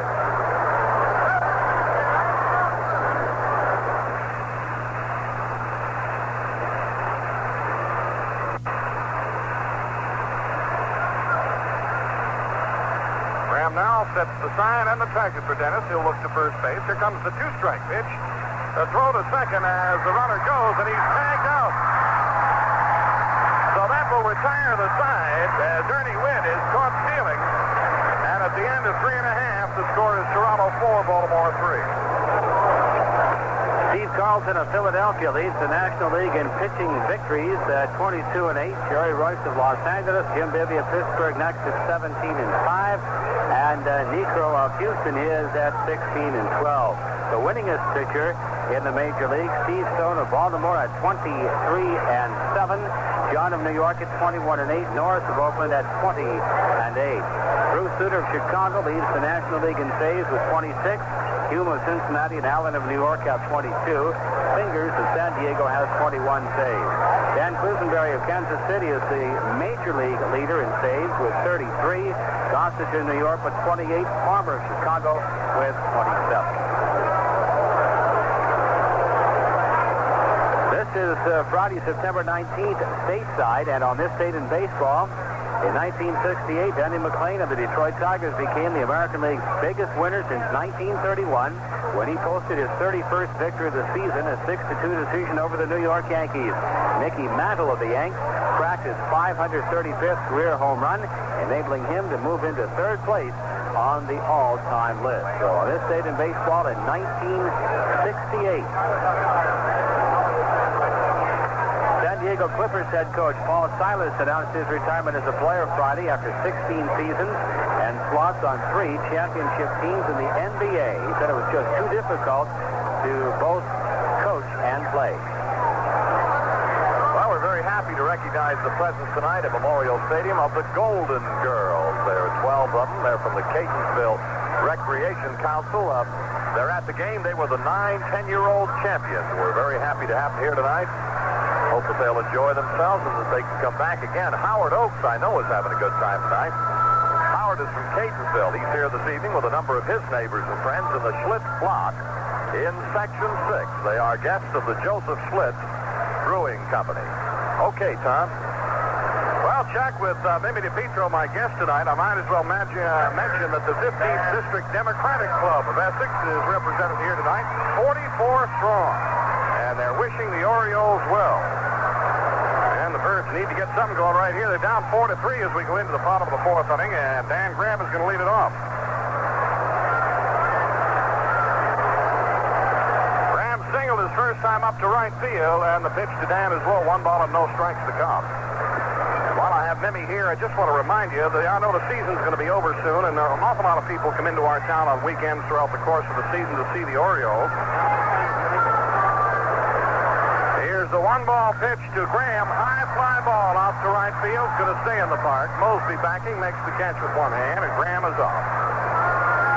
Even though the season will be over in a few weeks, maybe a month or so if we happen to get into the playoffs of the World Series, I want you to take the opportunity, if you live in Washington or Pennsylvania or Delaware, through the fall season, to come to Baltimore just for a visit. I'll tell you, what we have done in the downtown area of this city is recognized worldwide. Here's the pitch to DeCinces. Ground ball left side by Howell the third out into left field for a base hit. DeCinces rounds the bag at first, and he'll hold up. DeCinces sent a scorching grounder to the left side. Howell, on a diving play, got the glove on it. It then caromed off to the right by Alfredo Griffin out into left field for a DeCinces hit. And the jewel of Baltimore City is the Inner Harbor Place. You owe it to yourself to come to our town on a weekend or at any time just to take a look and see what has happened. And remember, if you're coming to see the Orioles play, make Baltimore part of your day. Downtown Baltimore especially. DeCinces is at first base. Belanger is up. Here's the pitch to Mark, and it's a call strike on a fastball. Belanger walked his first time up in the 3rd inning. 4-3 Toronto. A look to DeCinces. Here's the pitch to Belanger, and it's a ball. 1 ball and 1 strike to count. 4 runs on 6 hits for the Jays, 3 on 6 for the Orioles.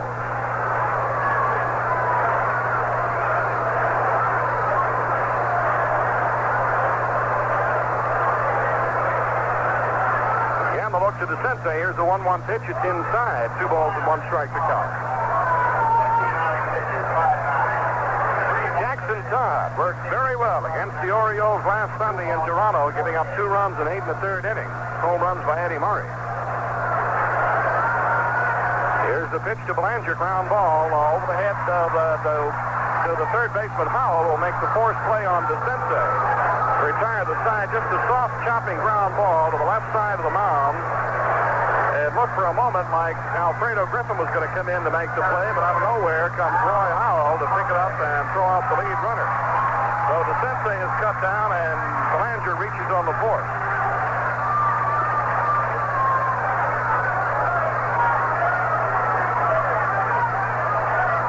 Is the batter. He's 2 for 2 tonight. Single, stole a base, and scored a run in the first inning, and a 2-run homer in the third. Belanger leads at first base with 2 outs. Here's the pitch to Bunbury. He squares the bunt, and he takes the pitch to tie. 1 ball and no strikes the count. Dower is on deck.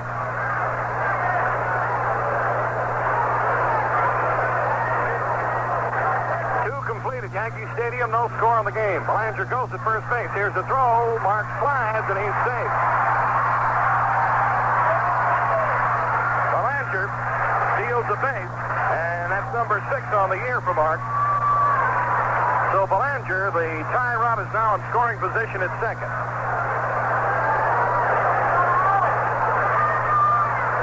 The count now to Bunbury, 2 balls and no strikes.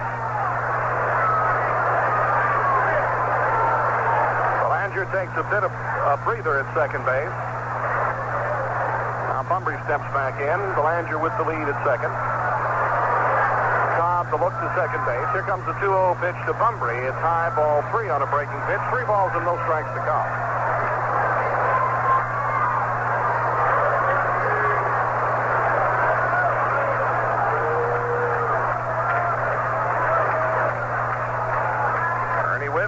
Set the target after he gives the side. Belanger at second. 3-0 delivered to Bunbury. He was taking all the way. The pitch is low and in, and now walks. So the Orioles got a bit of a fire going here in the 4th inning with 2 outs. Bunbury's been aboard every time he's been up tonight. Graham started the inning. He was out on a fly ball to right field to Sensei. Then singled. He went to tonight, has grounded out and has been out on a fly ball to center field. Here's the first pitch to Dower. 1 ball to Cobb. The Sensei was cut down on the 4th. Belanger reached, and now Bunbury is 1. Single in the on-deck batter. 1 ball and no strikes to count to Rich Dower. Runners at first and second. The pitch to Dower, and it almost got away from the catcher, so the count goes to 2-0.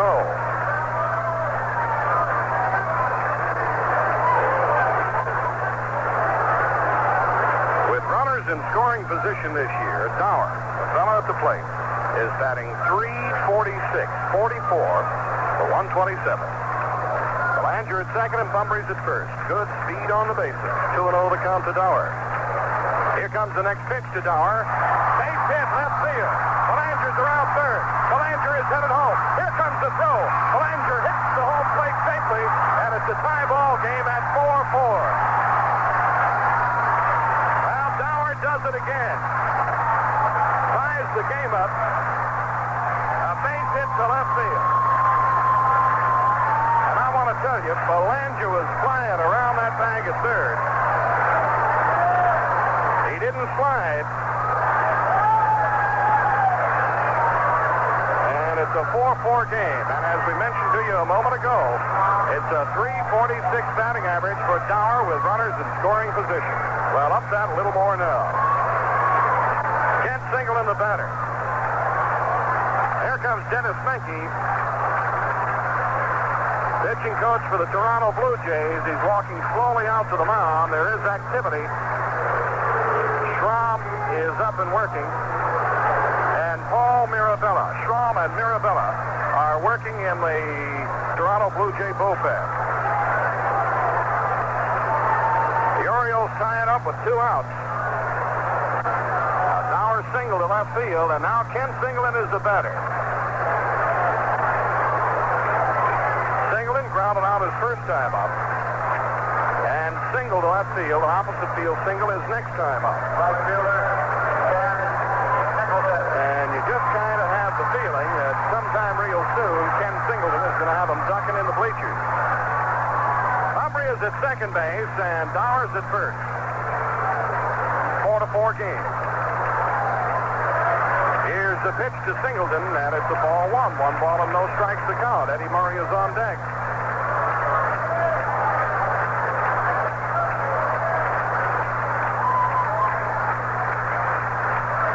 1-0 delivery is on the way to Kent Singleton. A call strike, and it looked like a changeup from Jackson Todd.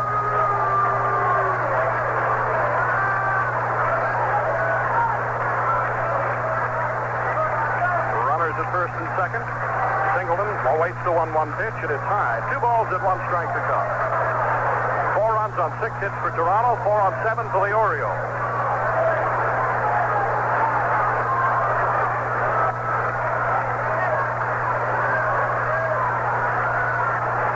Bumbry with their lead. Here's the 2-1 delivered to Singleton. Line drive, center field. It's going to be a base hit. Bumbry is around third. Bumbry is headed home. And Bumbry is in with the go-ahead run. And Dower slides into third base. And he's out. At third base, tagged out by Alfredo Griffin. There's going to be a beat. Looked like a fairly good call, but the Orioles score the go-ahead run. So at the end of 4 innings of play, the score is Baltimore 5 and Toronto 4. Talking about a beef on that play, that one of the television stations in Washington sent a camera crew up to Baltimore to do a feature story on umpires, and it so happened they had Bill Haller's umpiring crew mic. They had microphones, wireless microphones on the umpires, and as luck would have it for that television crew, Earl Weaver was ejected for about the 3rd or 4th time of the season, but there was probably about 32 bleeps in the 2.5 minutes of the discussion. But the interesting part of it is, and if you have ever umpired before and you've gotten into a serious dispute in a play, I think you will agree with me. Usually what happens, a very small part of the entire discussion, which was involving a lot of shouting on Earl Weaver's part, but a lot of that discussion, very little bit revolves around the actual play, which is a balk call made by the first base umpire, Bill Haller. But I can tell you what was discussed. First of all, it was discussed that Weaver thought that Haller's crew was out to get the Orioles. Then I think the discussion went to whether or not Earl Weaver would make the Hall of Fame. They discussed whether or not Weaver had a winning record as a manager. Weaver pointed out that he did, and that Haller didn't even know anything about baseball. Then I think it got back to the fact that Weaver thought Haller's crew was out to get him, and the fact that tomorrow night, now this is not this game, but was the game played yesterday, that Haller would even have a better chance to get to the Orioles because he'd be working the plate. All this took 2.5 minutes or so, and nothing after the first comment involved that balk call. So when they go at it out there, chances are they're not even talking about what the call was that started the dispute. But I'll tell you what, it was quite a show, and some poor tape editor probably spent half the afternoon cutting all the profanity out. But it was quite a show, I'll tell you. Garcia to lead off against Dennis Martinez as we go to the top of the 5th inning. And the first pitch is a called strike on a good-looking bender from Dennis. 1 strike to count to Damaso, who has singled and gone down on strikes tonight. That call at third base, as we looked at it on the replay, it looks like a pretty good call from up here at first. I'll tell you, it was a very close call, and Weaver and Dower may have had a beat. Another bender in there for a called strike. 2 strikes to count. But if it was a bad call, and you spend a lot of time talking about bad calls, that's a definite sign that you're not in first place leading the division. 2 strikes to count to Garcia. Howell is the on-deck batter. First lead at 5-4. Ground ball foul on the left side over into the Orioles dugout.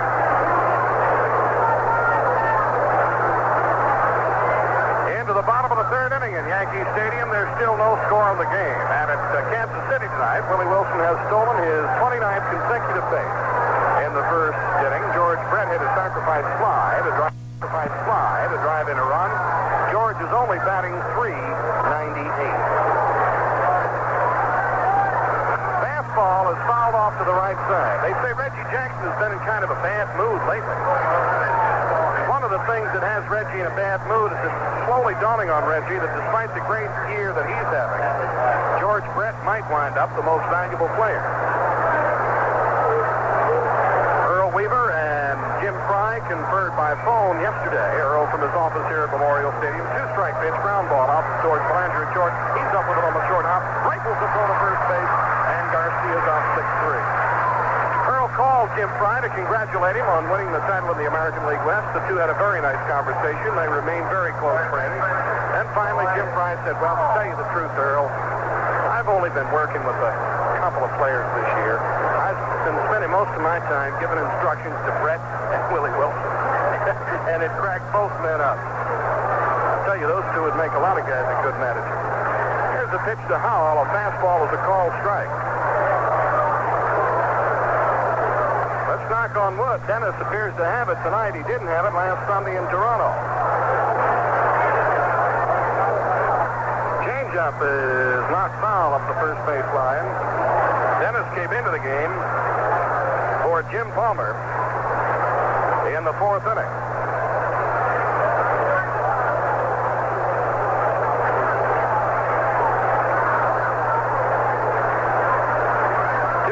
Pitch, and it's high. 1 ball and 2 strikes to count.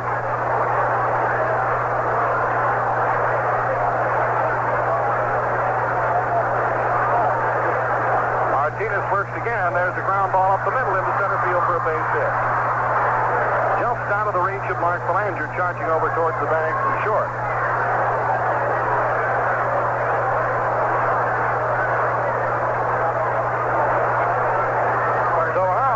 The first hit off of Martinez, single to center field, and here comes John Mayberry. Walked and scored a run in the first inning and popped up his next time out. Good power has John Mayberry. Here's the pitch to him, and it's a called strike. 1 strike to call to Mayberry. 26 home runs this year, and he's hit 21 or more home runs in 8 of the last 9 seasons. Is the runner at first base. The Martinez pitch is a call strike 2. Looks like a good breaking pitch from Dennis. As Mayberry kind of talking to himself as he's in the hole with 1 out, a runner at first base, 2 strikes to count. The on-deck batter is Steve Braun. 5-4 Orioles. Dennis will look into Dan Graham, and he'll stare over to first base.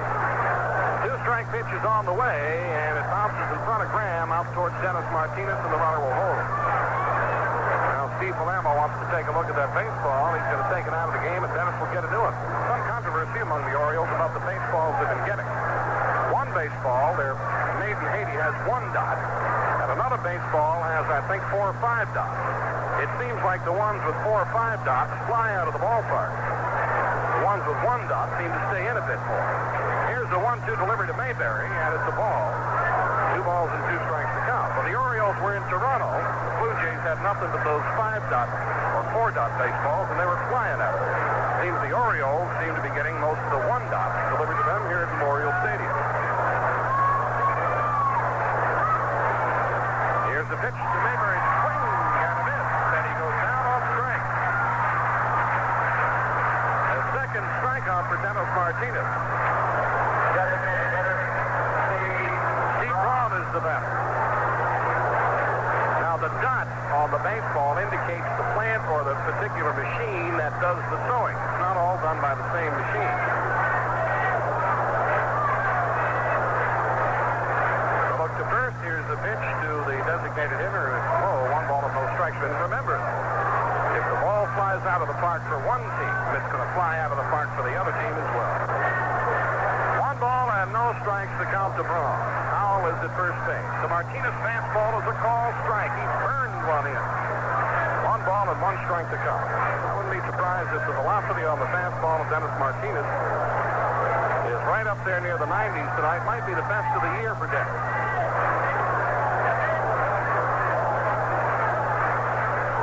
1-1 pitch is on the way, and a changeup is low. 2 balls and 1 strike to count. 2 outs. The Orioles lead at 5-4. The on-deck batter is Lloyd Mosby. 2-1 pitch. It's ball 3. 3 balls and 1 strike to count.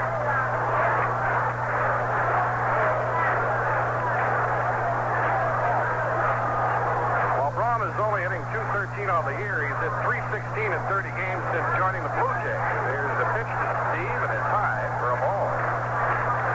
So the tying run goes to second base, and the go-ahead run to first base on the walk given up by Dennis Martinez. The first is coming on for Palmer, and here comes Lloyd Mosby.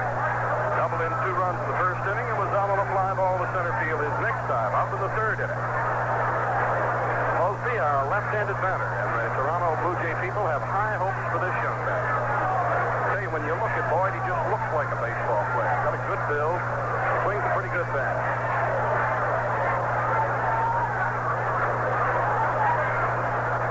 Now Graham is going to go out and have a few words with Dennis Martinez. There are 2 outs. Braun is the runner at first base, and Howell is at second base. 5-4, the Birds lead it. The third inning at Yankee Stadium, and there's no score on that game. A Yankee loss tonight, combined with an Oriole win, and the Birds could pull to within 4.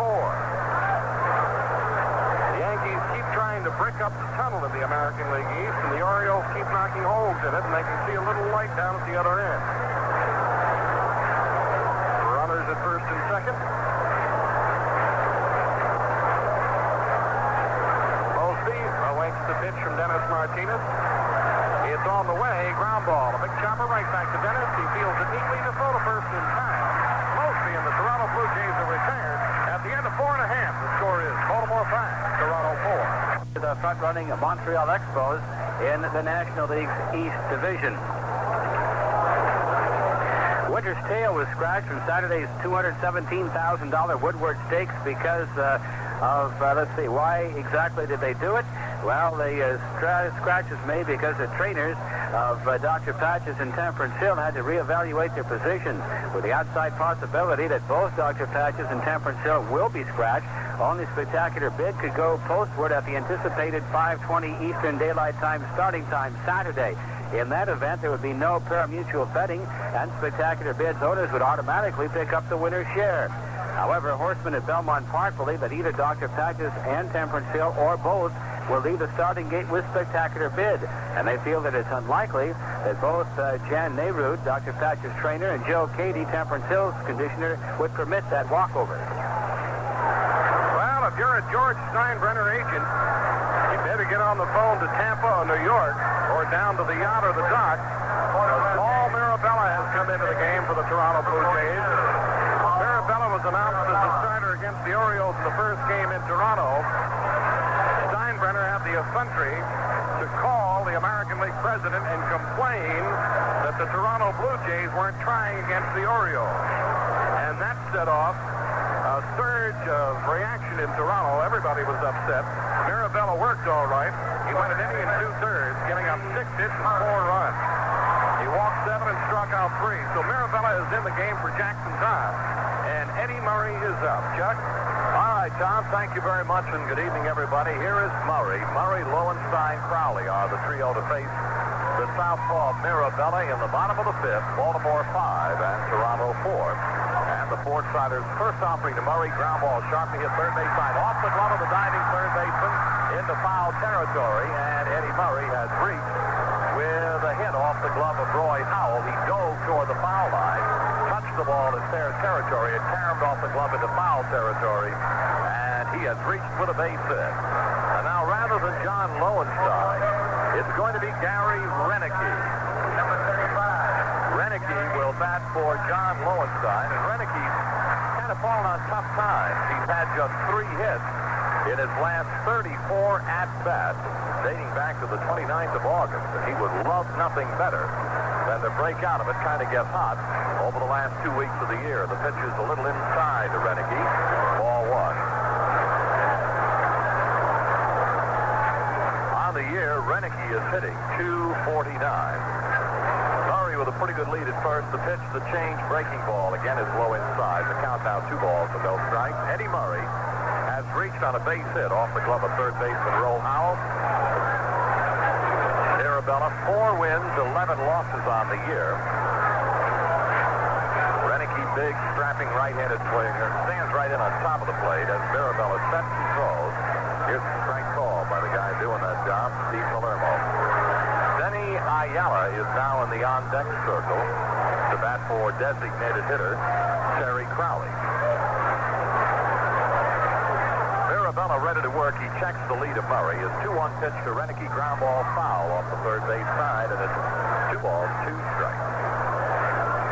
Blue Jays are here again tomorrow night at Memorial Stadium. Hope that you can be here.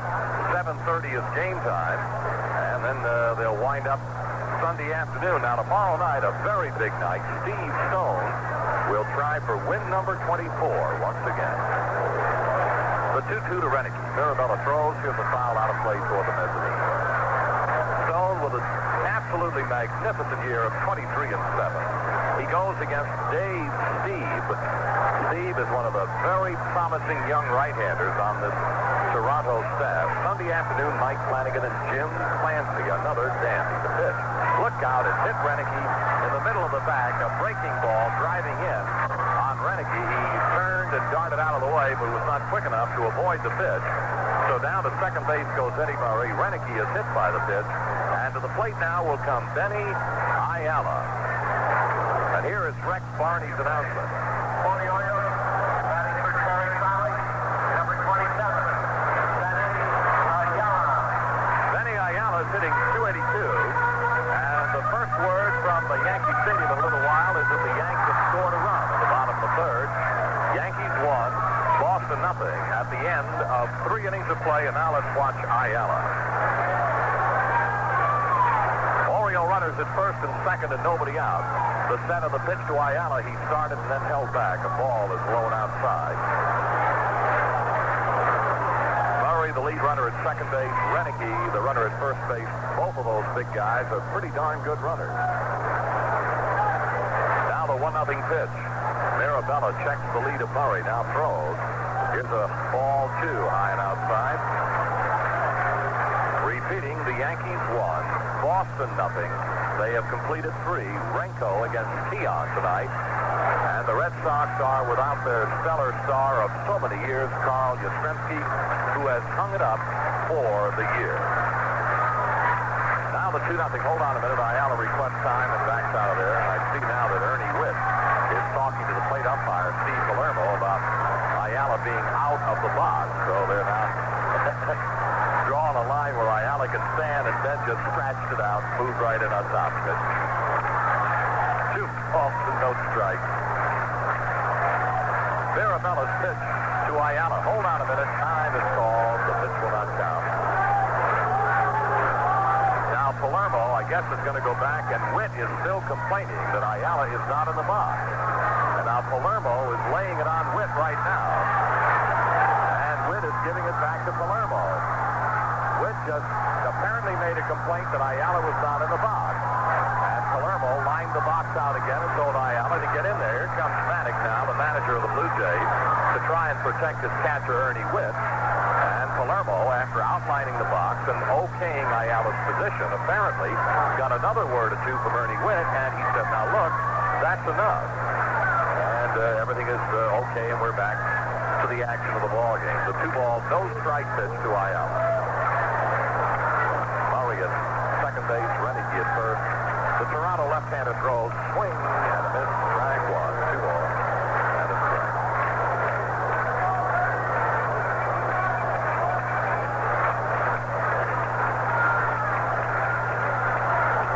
Mirabella appears for the sign flashed by Ernie Witt. And here is his 2-1 offering to the waiting Ayala. Swing and a miss, hard breaking stuff, and I'll tell you something, Mirabella really turned that loose. 2 balls, 2 strikes to Ayala. What a heck of a pitch Mr. Mirabella just made. Howell at third. Shortstop is Alfredo Griffin. The second baseman is Tomaso Garcia. And, of course, Mayberry at first around the Toronto infield. 2-2 pitch. Struck him out. Swing and a miss, and Ayala goes down. Mirabella reached back, as they would say, and got whatever extra he needed to strike out Benny Ayala for the first out here in this 5th inning. And the new batter now was to have been Dan Graham, but rather than Dan Graham, manager Earl Weaver is coming with Rick Dempsey. Dempsey will bat for Dan Graham. Between Graham and Dempsey, what a job they have done for the Orioles this year. Dempsey brings with him a batting average of .264. He's hit 8 home runs and knocked in 38. Graham, of course, Number 24. has hit 12 home runs. So that's a total of 20 home runs and 85 runs batted in between Dempsey and Graham in 550 at-bats. here is Dempsey.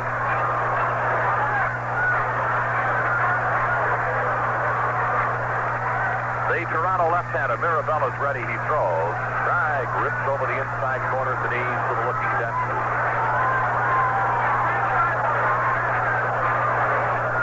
Well, three pinch hitters, one right after the other. Renicky hit by the pitch. Ayala struck out, and now Dempsey. And the one-strike pitch to the waiting Rick. No, Mirabella just backs off the rubber, and Murray checks back toward the bag at second base. 5 runs, 9 hits the Orioles. 4 runs, 7 hits the Blue Jays. And the pitch to Dempsey. It's a little outside. 1 ball, 1 strike. Deep and straight away down on the left field corner is Paul Hodgson. The center fielder Bobby Baylor. It's a pitch toward the alley in left center. It's pretty deep.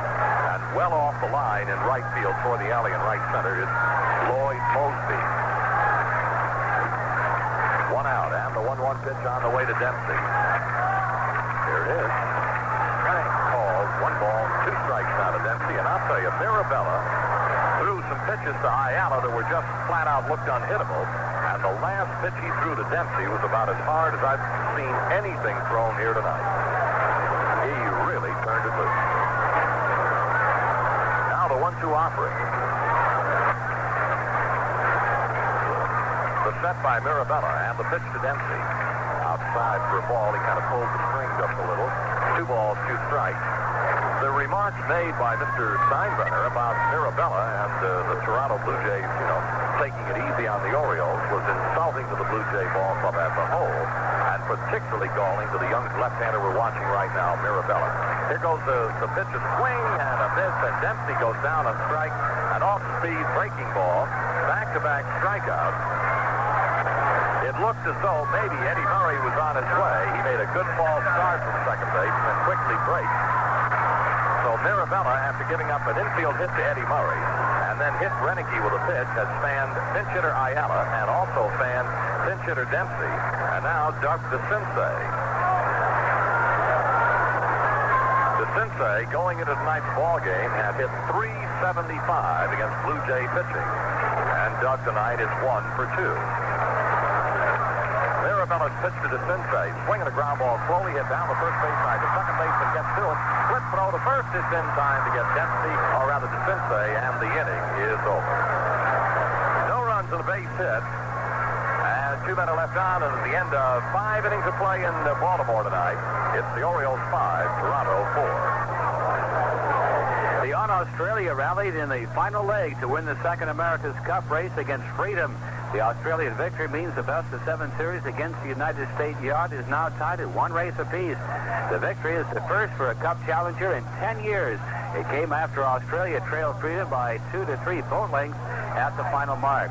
Australia led throughout much of the race, but the Dennis Conner led Freedom caught the Australian on the 4th leg and passed it after the decide rounding the 4th mark.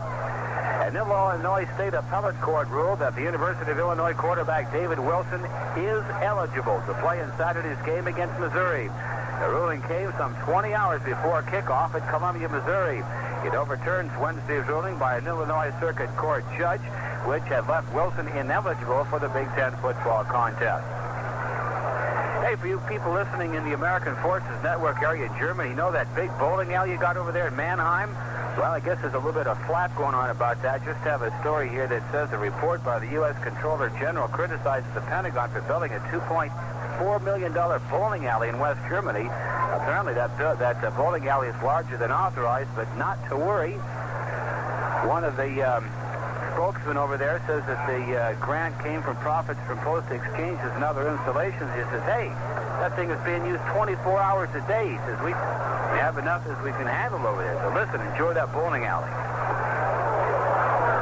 On the scoreboard, the word from Kansas City, George Brett, a sacrifice fly in his first time at bat. Willie Wilson, his 29th consecutive stolen base. That has elapsed an American League stolen base record. Here are the Blue Jays in the top of the 6th inning. Bob Baylor leads off. He's 1 for 2 and swinging a foul into the upper deck and out of play. Strike 1. Now the pinch hitting of Dempsey keeps him in the ball game as the catcher. Likewise, Renicky stays in the game as now the left fielder. Renicky in left, Dempsey now catching. A couple of changes made by skipper Earl Weaver in the bottom of the 5th inning. Dennis Martinez in relief of Jim Palmer. And the one strike pitch to Baylor, a good-looking breaking ball just a little outside, and the count is a ball and a strike. Baylor not only has a hit tonight, but a stolen base and a run scored. Now the 1-1 offering.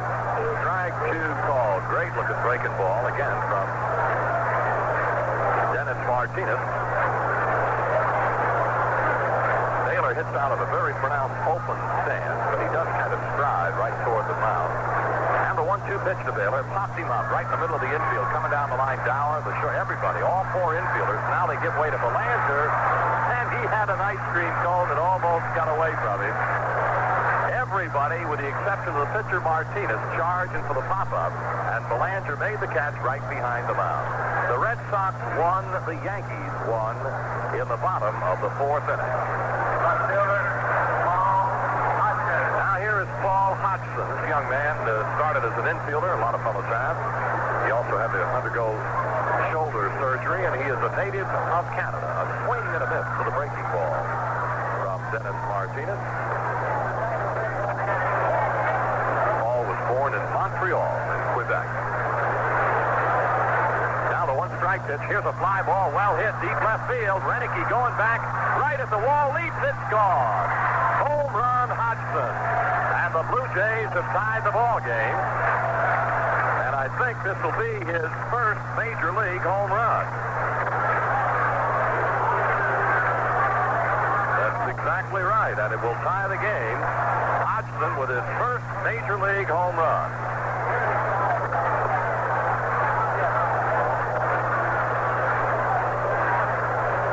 5-5, Toronto and the Orioles in the top of the sixth inning, and it's been that way since the very first inning when Toronto scored 3 against starter Jim Palmer. The Orioles came back with 1 in the bottom of the first inning and then tied it with 2 in the bottom of the third. Now the pitch is a little bit high to the left-handed batter, Ernie Witt. Toronto took a 4-3 lead in the top of the fourth inning, only to have the Orioles take a 5-4 lead in the bottom of that fourth inning. Now it's tied up again.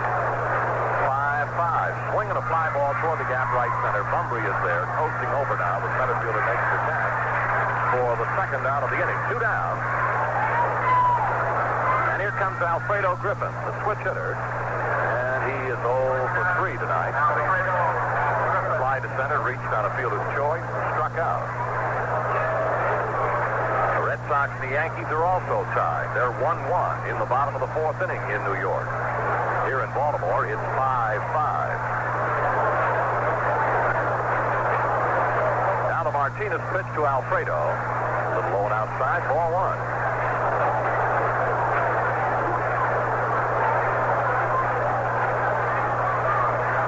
Dennis is ready to go again. The rocking motion by the Oriole right-hander. The fastball is hit high in the air out of the shallow left. Back to shortstop on the left fielder.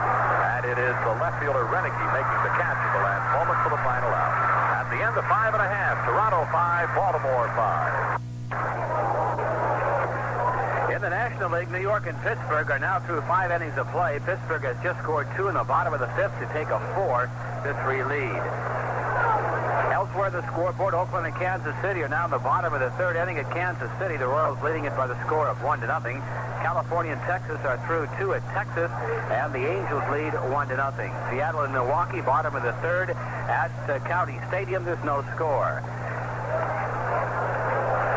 In the National League, Montreal and St. Louis are in the bottom of the 3rd at St. Louis, and Montreal leading that game by the score of 1-0. Also in the American League, Cleveland is leading Detroit by the score of 3-0. The Tigers are now hitting in the bottom of the 4th inning. Cleveland coming up with 3 in the top of the 4th. And as you may have heard, Boston and New York are tied at 1-1 in their ball game.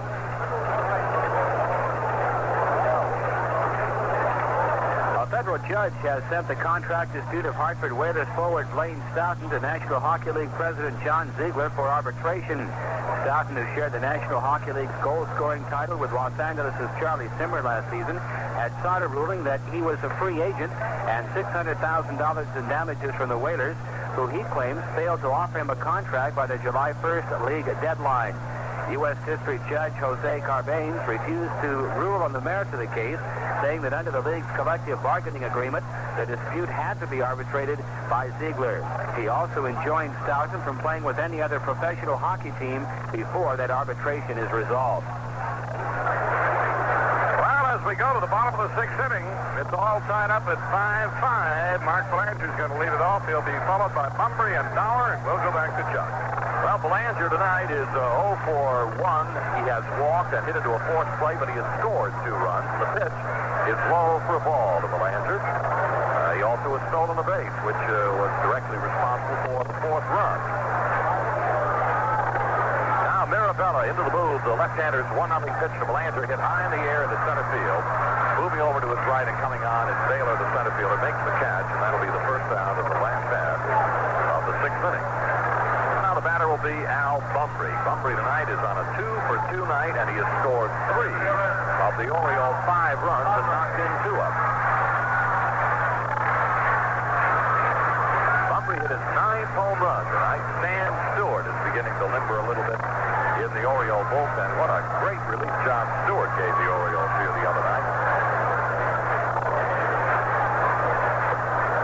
In the first inning, singled and stole his 41st base of the year. Was knocked in a couple of moments later by Kenny Singleton. Bumbry in the third inning hit a 2-run home run. Here's the ball, a little bit low inside to Bumbry. Left-hander, and Mirabella throwing very hard. And the 1-0 pitch. Mirabella to Bumbry. Ground ball sharply hit to the glove side of the first baseman. Mayberry there. Throws to the pitcher covering. Bumbry slides, but he is out at first base. Bumbry goes into a slide, kicks the bag. He felt he beat the pitcher, Mirabella, covering at first base. It was one of those, as the umpire would say, a bing-binger. And apparently Mirabella got there with a first bing. Mayberry made a fine play going to the glove side and then threw to the pitcher covering. And it was awfully close at first base. The umpire Clark, right on the scene, rules that Bumbry is the second out of the inning. Fine play from Mayberry and good coverage on the part of Mirabella. Here now is Rich Dower. Dower right in the middle of the Orioles' 2-run 4th inning with a base hit to knock in a run. A strike at the knee to Rich Dower. Dower's one kind of a hitter with the bases empty. Different kind of a hitter with people on. He has hit well above 350 now with men in scoring position. Here's a swing and a foul ball. Out of play. 2 strikes now to Dower. Well, the Yankees failed to score in the bottom of the 4th. It's Boston 1, the Yankees 1, and now they're in the top of the 5th inning. Red Sox will be here Monday, Tuesday, Wednesday of next week. 2-strike pitch on the way to Dower. A little bit outside low. 1-2. Dower has struck out an average of only 1 in every 34 trips to the plate. Now the 1-2 pitch. Breaking ball hit into left field. It's going to drop for a base hit. Dower just reached out and banged the curveball into left field for his second hit of the evening. And the Orioles' 10th of the ball game. Here now is Ken Singleton. Singleton went 2 for 3 against starter Jackson Todd tonight and is facing the left-hander Mirabella for the first time. Singy, of course, will then be a right-handed batter. I guess we should mention it more often when they are switch hitters, but Singleton as a right-hander hits 288, and as a left-hander he hits 288. Now the pitch to Singleton is outside for a ball.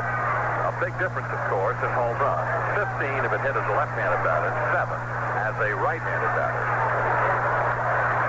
Dower with a lead at the first base, 2 down, and Mirabella's pitch to Singleton. It changes, and it's too high.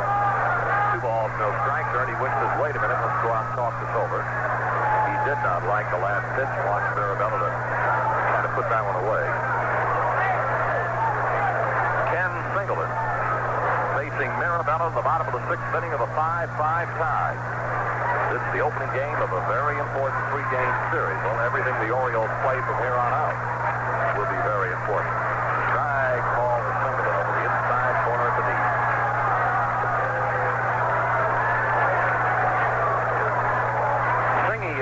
a slump, a very brief one, 2 for 21. He certainly has shaken that over the last couple of nights. The pitch. Here's a high foul out of play toward the upper deck.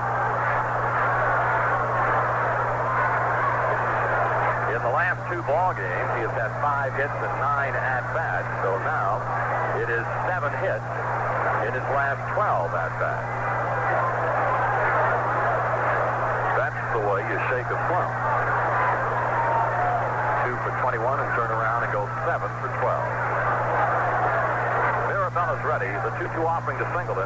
Here's a swing and a miss, and he struck him out. The inning is over. At the end of 6 innings to play, the score, Baltimore 5, Toronto 5. What really happened at that missile silo? I'm Keith Berman. About 1,000 residents evacuated from the area at Damascus, Arkansas, are now returning home. Leaking fuel from a Titan II missile exploded in its underground silo overnight, injuring 22 Air Force personnel. ABC News has learned that when the explosion occurred, the nuclear warhead on top was catapulted out of the silo onto the ground nearby. Then it was determined that no radiation had escaped. The Strategic Air Command will neither confirm nor deny this ABC News report. The U.S. hostage crisis in Iran is winding up day 321. Ford Motors recalling about 250,000 Ford Mercury cars built in 1974. Is to replace possibly defective engine cooling fan blades. Effective on Monday, an FHA or VA-insured home mortgage loan will cost you 13%, up 1 full point. A judge has refused to allow the body in the grave of Lee Harvey Oswald to be dug up from a positive identification. Keith Berman, ABC Contemporary News.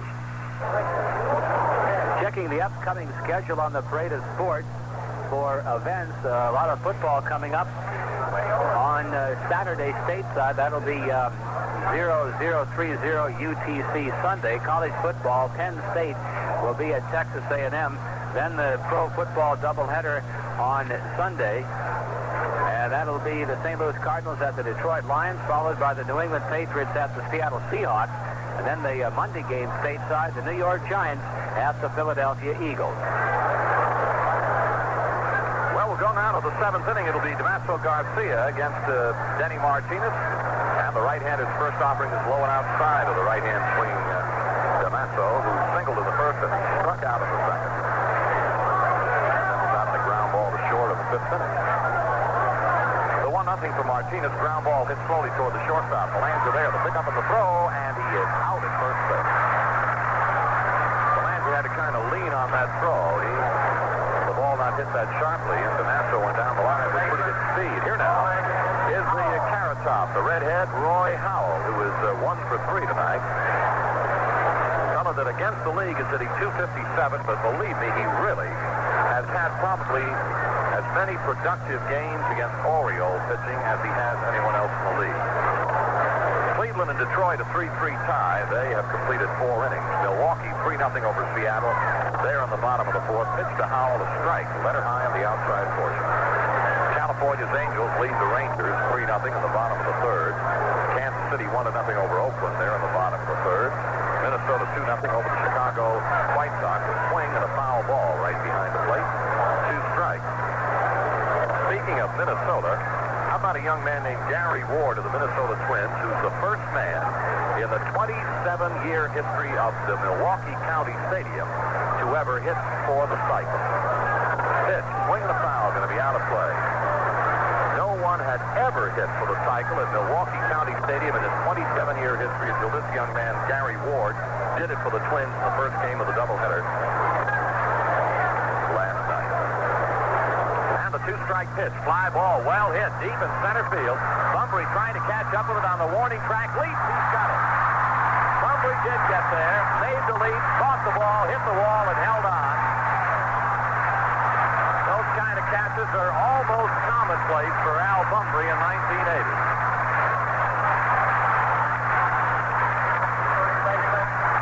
This ball was really hit. Howell unloaded on it, and Bunbury, with his great speed, was able to run it down with a leap, caught the ball, hit the fence, and still held on. 2 down now in the Toronto 7th, and the batter is John Mayberry. Martinez throws a high pop off the third base side. DeCinces, the third baseman on the skin of the infield, makes the grab. The inning is over. At the end of 6 1/2, it is Toronto 5 and Baltimore 5. Charter boat tickets sold for the second race in the America's Cup Series turned out to be a bargain for spectators and kind of a headache for the boat owners. The $35 to $50 stubs gave their owners a seat for the race Thursday and again Friday, when the second head-to-head contest was rescheduled by the New York Yacht Club. Thursday's race was abandoned because the foreign challenger Australia and the U.S. defender Freedom failed to finish the 24 3/10 mile course within the time limit set on the race, 5 hours and 15 minutes. Cup tickets are sold by the race rather than the date, and excursion boats licensed by the State Public Utilities Commission must give their owners a free ride until the race is completed. The general manager of Viking Tours said that's just a gamble that you take with this type of racing. The race cancellation took $10,000 out of Viking's pocket. It sold approximately 400 tickets Thursday at $35 each, and about 70% cashed in their rain checks. And another look at the race Friday.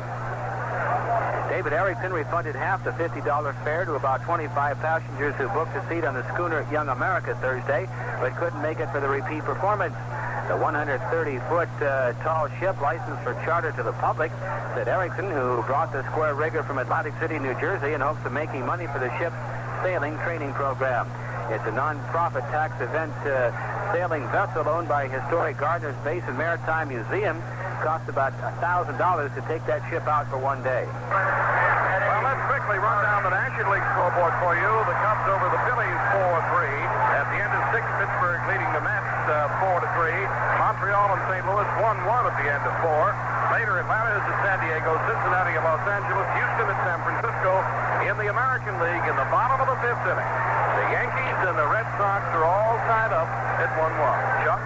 Well, our 5-5 tie heads now to the bottom of the 7th with Eddie Murray, and he started to go and held back on the swing of ball, low and inside to Ed.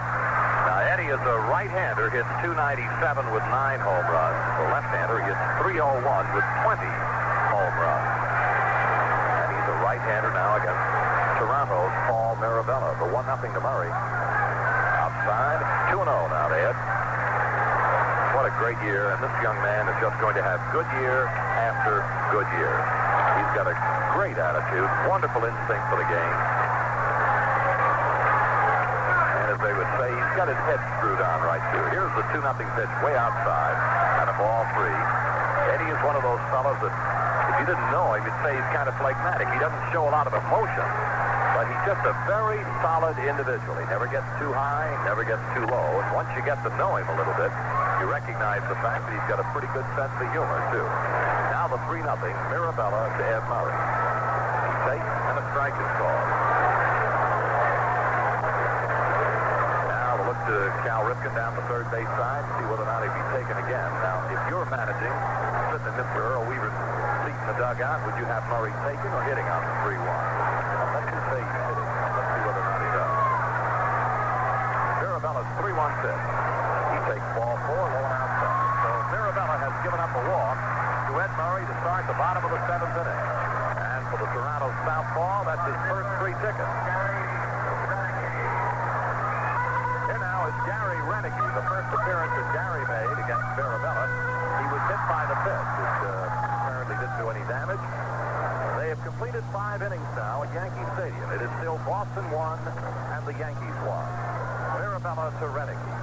Swinging a fly ball, well hit center field, back and waiting Baylor. Baylor is there, makes the grab, and that will be the first out. 1 away as Renicky hit the ball right on the button, but right at center fielder Bob Baylor. Here now is Benny Ayala. In his first plate appearance against Mirabella, he struck out.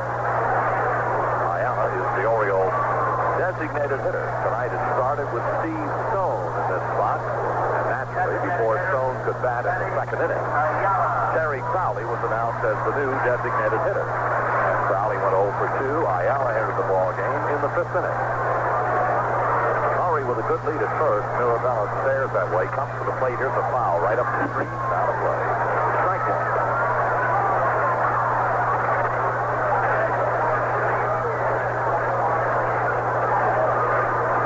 The Orioles fighting desperately to keep their head above water and to close the gap. That 5-game gap between themselves and the Yankees. And the 1-strike pitch to the waiting Ayala.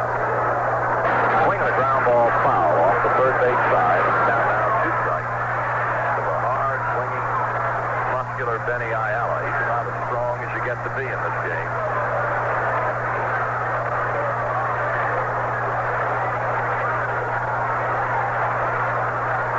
One out of the inning. Runner at first base, Ed Murray. We're in a 5-5 tie here at the bottom of the seventh in Baltimore tonight. The starters are gone. Jackson Todd started for Toronto. He's gone. Mirabella's in there.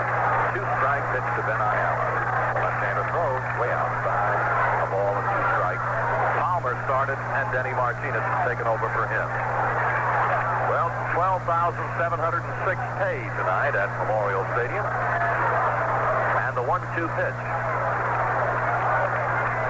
Here's a line foul to the seats in the left field corner. Barlow and Mike Willis are up and throwing out in the Toronto bullpen.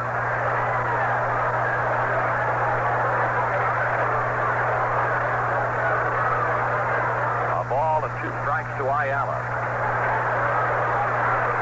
We've seen Benny hit some shots about as hard as anybody in the league this year. The set by Mirabella and the 1-2 pitch to Ayala. Here's a line drive, and it's caught by the leaping second baseman. And Murray alertly got back to first base. Ayala hit another line drive. It looked as though Mirabella almost got a glove on it, a piece of it. And the second baseman, Garcia, went soaring into the air and grabbed it for the second out of the inning. 2 down now. And Rick Dempsey, like Ayala before him, he also struck out against Mirabella in the 5th.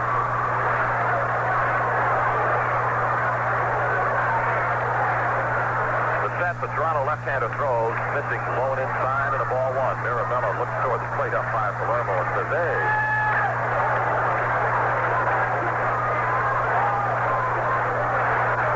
Well, the Blue Jays managed a victory in 3 games against the Yankees.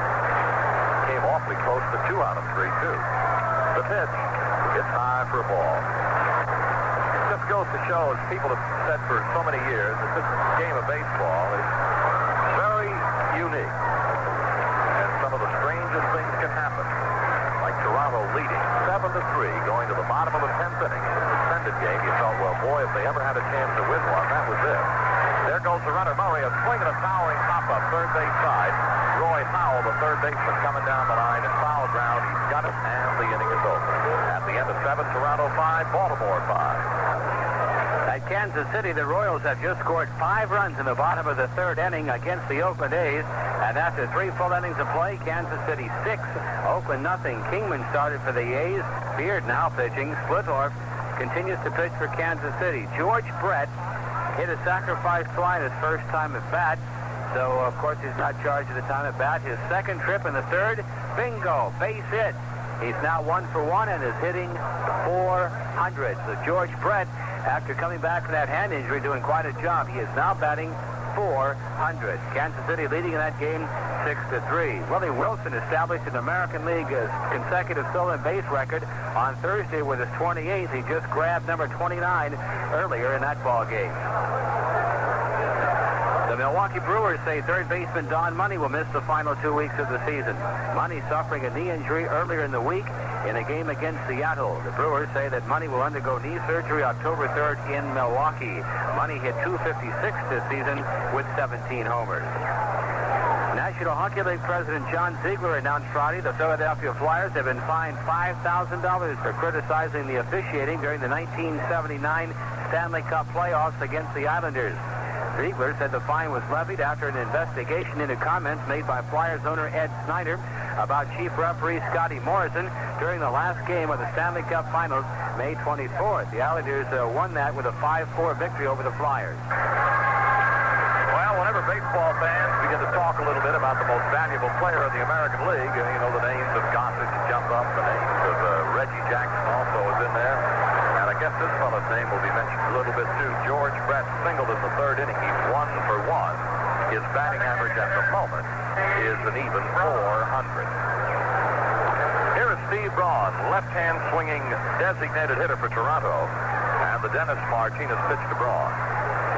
Fastball ripped over the outside corner of the letters. Strike 1. Braun singled to knock in the first Toronto run of the ball game in the 1st inning. Struck out in the 3rd, drew a walk the next time up in the 5th. Here's the ball, high and outside. Hit around a little bit for the Royals. Blue Jays. And was purchased from the Syracuse club. fly ball hit to left field. Waiting for it out there is Gary Renicky in the glove, and that'll be the first out. One away on the top of the 8th inning. The batter now, Lloyd Mosby. Now Lloyd doubled down the right field side to knock in a couple of runs in the Toronto 3-run first inning. Since that time, he has flied to center and bounced to the mound. This young man is an outstanding prospect. He looks as though he's got a chance to become quite a player. The Dennis Martinez curve is a little high, ball 1. Tom Marr mentioned a little while ago, he looks like a player. He's just got that 1-0 pitch on the way. Dennis works, breaking ball hit it about 2 feet in front of the plate, and the count now is 2 balls, no strikes. But successful players come in all sizes, don't they? In all shapes. Some are tall and slender, short and stocky. It's still 1-1, the Yankees and the Red Sox. The Yankees are batting in the bottom of the 6th. Pitch is down low. 3 balls, no strikes. When Dennis worked against Toronto last Sunday, this is what gave him trouble, control. And he walked 3 in that effort. It's still 1-1, the Yankees and the Red Sox. The Yankees are batting in the bottom of the 6th. Pitch is down low. 3 balls, no strikes. When Dennis worked against Toronto last Sunday, this is what gave him trouble, control. And he walked 3 in that effort. Well, so far tonight, he's only given up 1 walk. Pitch. Outside and a ball 4. So Mosby is the tie-breaking run now as he goes to first base with 1 out. And to the plate comes the right-handed batter, Bobby Baylor. Baylor has bounced to short, singled, scored a run, and popped to short again.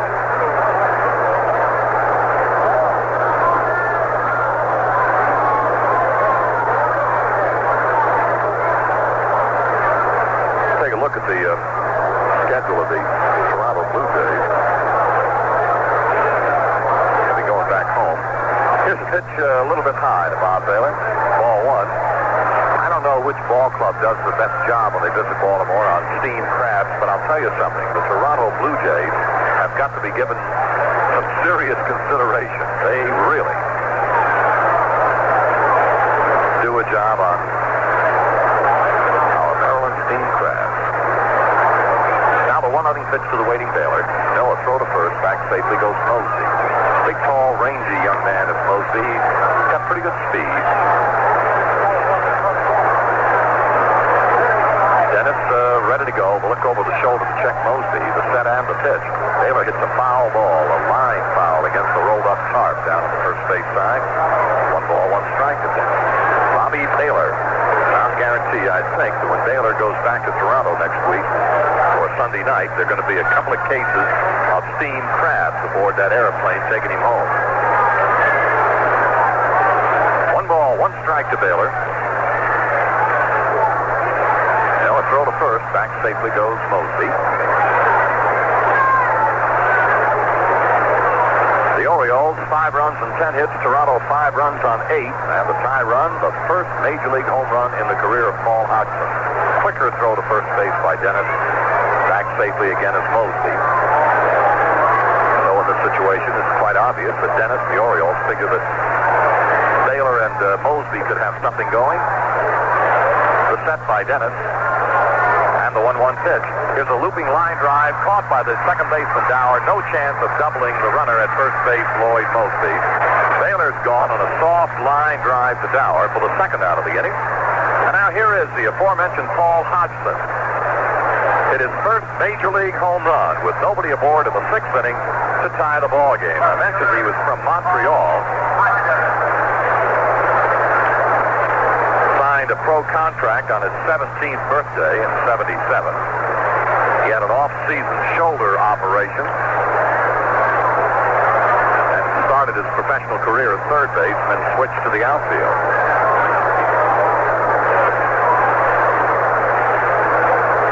He started with Utica, hitting .474 in 7 games, then hurt that shoulder sliding into a base. Here's a check swing foul right behind the plate. And the count will be strike 1 to Hodgson.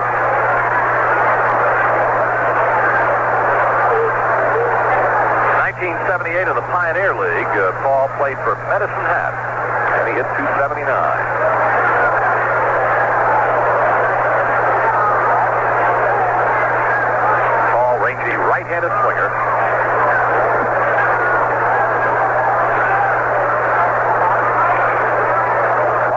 7:30 game time tomorrow night. Steve Stone will be after win number 24 as an Oriole, and we hope that a lot of you can be here to root him on. To Martinez, one strike pitch to Hodgson. Here's a foul ball right up the screen and out of play. 2 strikes now to Ball. Ball is having an excellent game tonight to go with his first major league home run. He had a single in the second inning.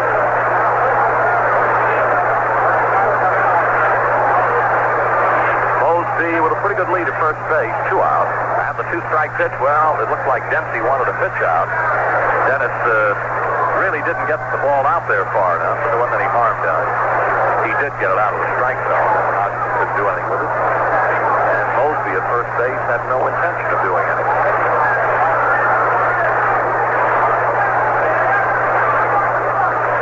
Now the 1-2 offering. To the right-hand swinging, Paul Hodgson.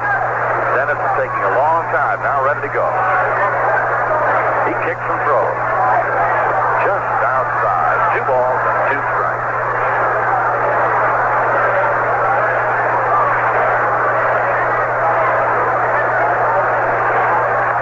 Now it's been a seesaw kind of a battle tonight at Memorial Stadium. Right now it's a 5-5 tie.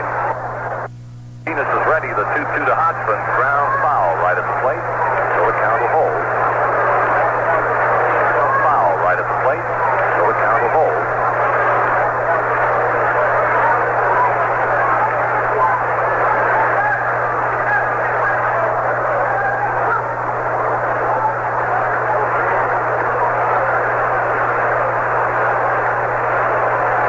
Time right now. Here comes skipper Earl Weaver on the dead run out of the Oriole dugout. And he wants Dempsey to join him on the mound, and he'll talk a little bit with Dennis. There isn't any activity in the Oriole bullpen. So this is just a little skull session on the mound right now between manager Weaver, Dennis, and catcher Rick Dempsey. That's one of the things about skipper Earl Weaver that I guess we haven't talked a heck of a lot about.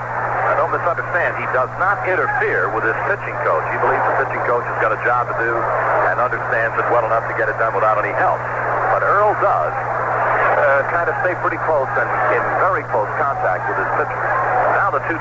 Here's a swing and a ground ball up the third base side. Shortstop Belanger has to throw to first base. It is in time to get Hodgson for the final out of the inning at the end of 7.5. Orioles 5, Blue Jays 5. In college football, one game of note being played on Friday night. That's Albany State of Georgia and Florida A&M. Florida A&M having the better of it late in the third quarter. It's Florida A&M 32, Albany State 2. Outside linebacker Bo Harris, who only Thursday announced his retirement from professional football, was back in the Cincinnati Bengals camp. According to Harris, it was a personal matter. Let's just say I found a way to solve it without retirement. He said, I went in thinking I was going to retire, which I did indeed announce. But he said, forwards to Greg, that's the Bengals head coach, was very understanding. And he says, I've been there before, so no problem. Let's get on with it. Drivers from all over the country are converging on Pocono International Raceway in preparation for the 30th running of the Cam 2 Race of Champions. Last year's winner, Richie Evans from Rome, New York, leads the field of the nation's outstanding modified drivers.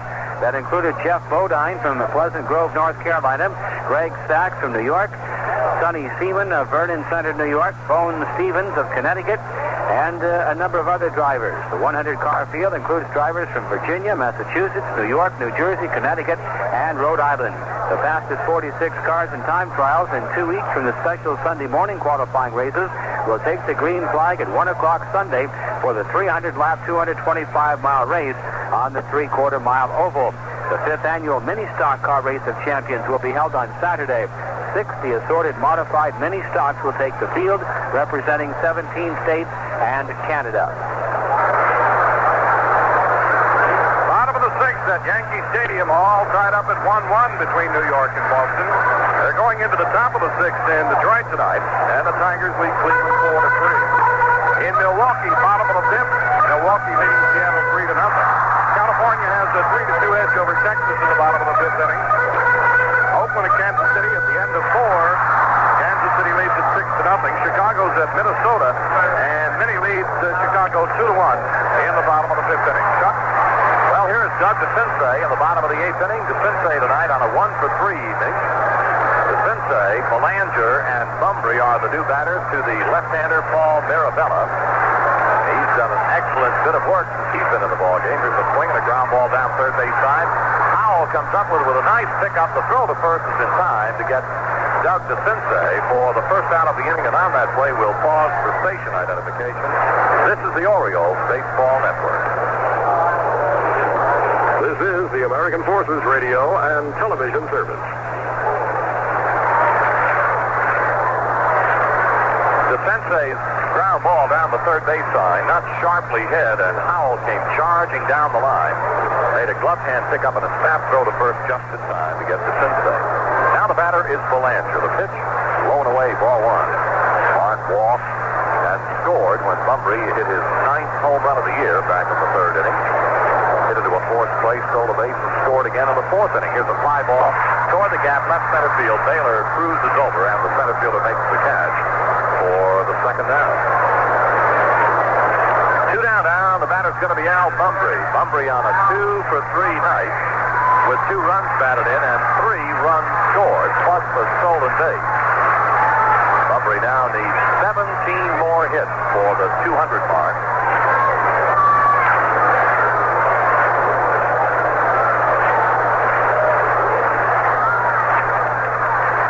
Out of the inning, nobody on, and Mirabella ready to go. The left-hander's pitch to Bumbry.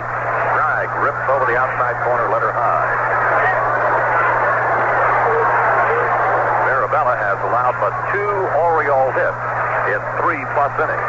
Breaking ball hit in the dirt at the second baseman, comes up in a head-high hop. Garcia's throw to first is the final out of the inning. At the end of 8, Orioles 5, Toronto 5.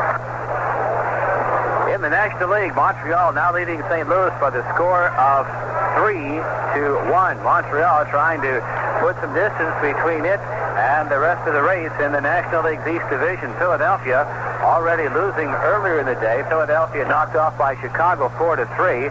4 runs, 9 hits, 2 errors for the Cubs. 3-8-0 for Philadelphia. Walk, Brewster, and McGraw for Philadelphia. Russell, Tidrow, Hernandez, and Smith for Chicago. Smith got the win. He's 2-0. Brewster, the loser, his record is 2-1.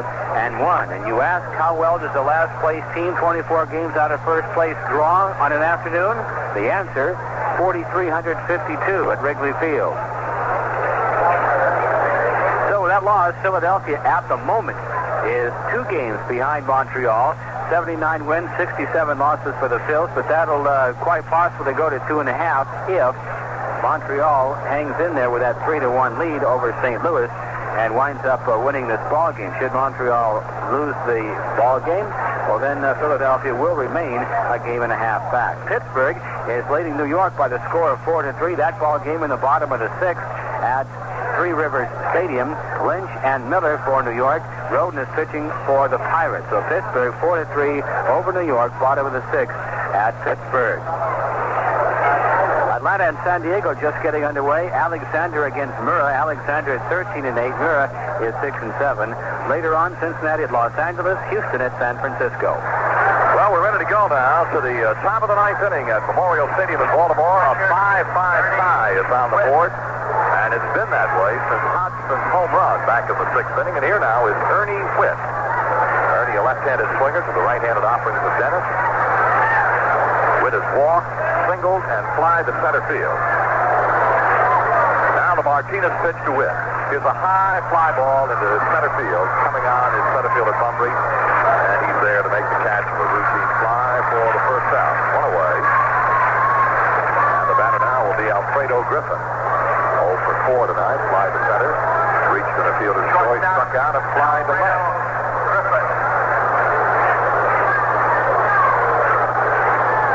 Yankees and the Red Sox 1-1 at the end of 6.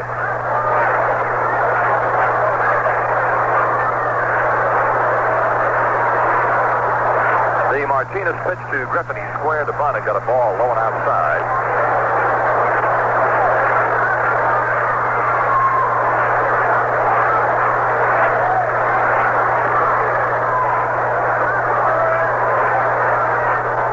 Now the 1-0 pitch. Martinez throws, swing, and a miss. 1 ball, 1 strike. Well, apparently a little foul tip into the middle of the catcher Dempsey as we follow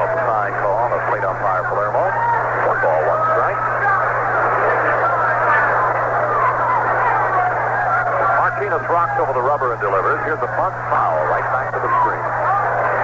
Ball and 2 strikes. Well, at a 5-5 tie at the top of the 9th inning, you'd have to say that's a pretty good idea on behalf of Alfredo Griffin. Trying to bunt his way on. With a count of ball and 2 strikes, Dennis now wants another baseball to work with, and Palermo provides it. Alfredo was a left-handed batter against Dennis and played well toward the alley in left center field by Al Bumbry. Shallow and favoring the line in the left field corner by Gary Renicky. The 1-2 pitch. Breaking ball hit him the dirt off the first base side.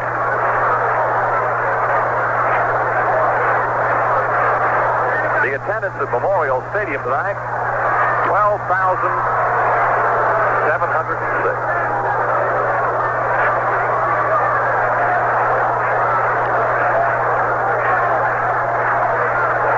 Nobody on, and the Martinez with the arm down. The right-hander throws just missing, low and outside. Trying to hit that outside corner right at the knees. Took a little off the pitch, but it was just a bit out of the strike zone. And the 2-2 pitch.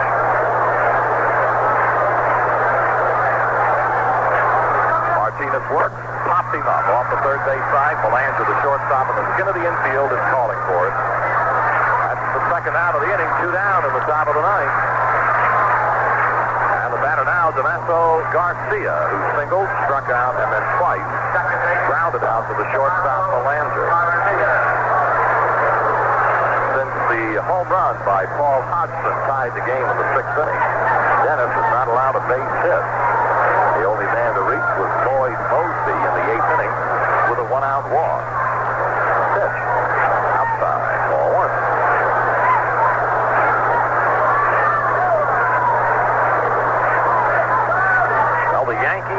Sox are in the same kind of a ball game in New York tonight as the Orioles and Toronto. High foul ball is hit down the first base side. It's going to be into the season out of play. 1 ball, 1 strike now to Garcia.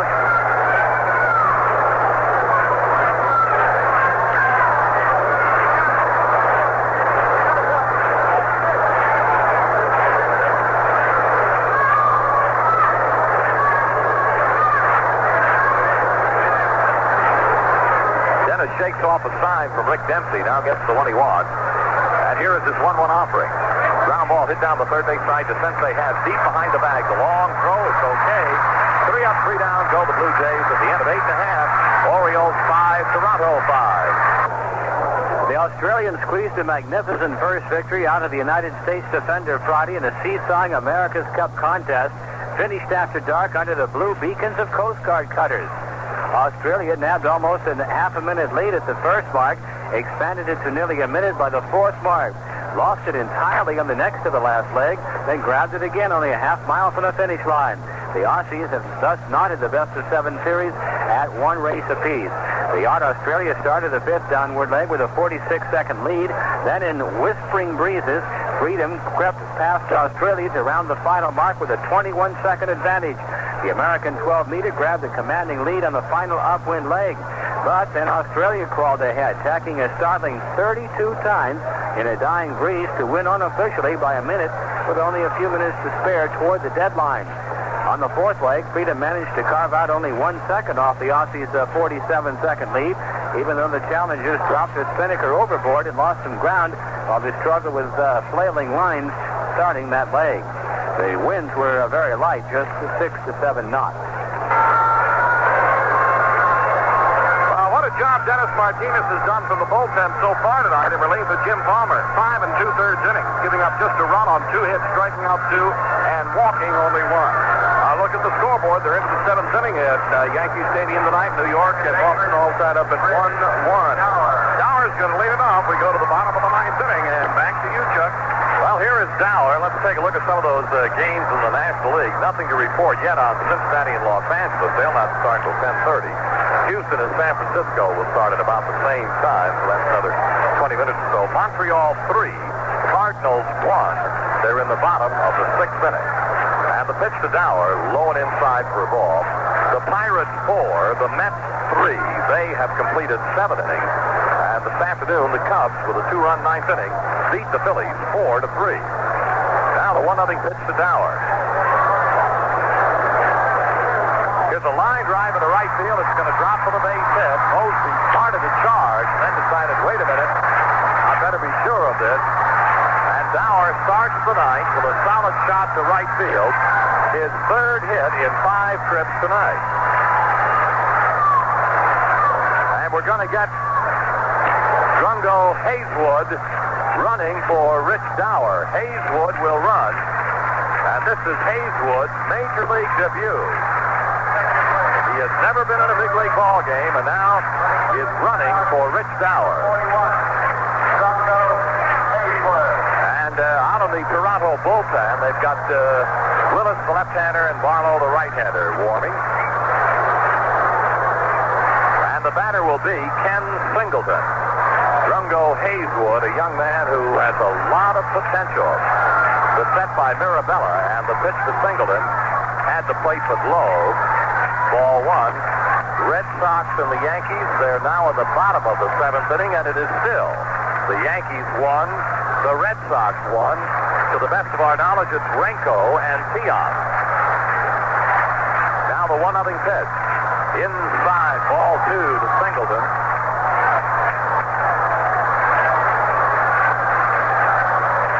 2-0, the count to Singleton, the runner at first base. For Rich Dower is Drungo Hazewood. Mirabella ready, the 2-0 to Singleton. It's a ball 3 just outside. Mirabella visibly disturbed over the ball. And Ernie Witt, the catcher, is also doing a little yakking to Palermo.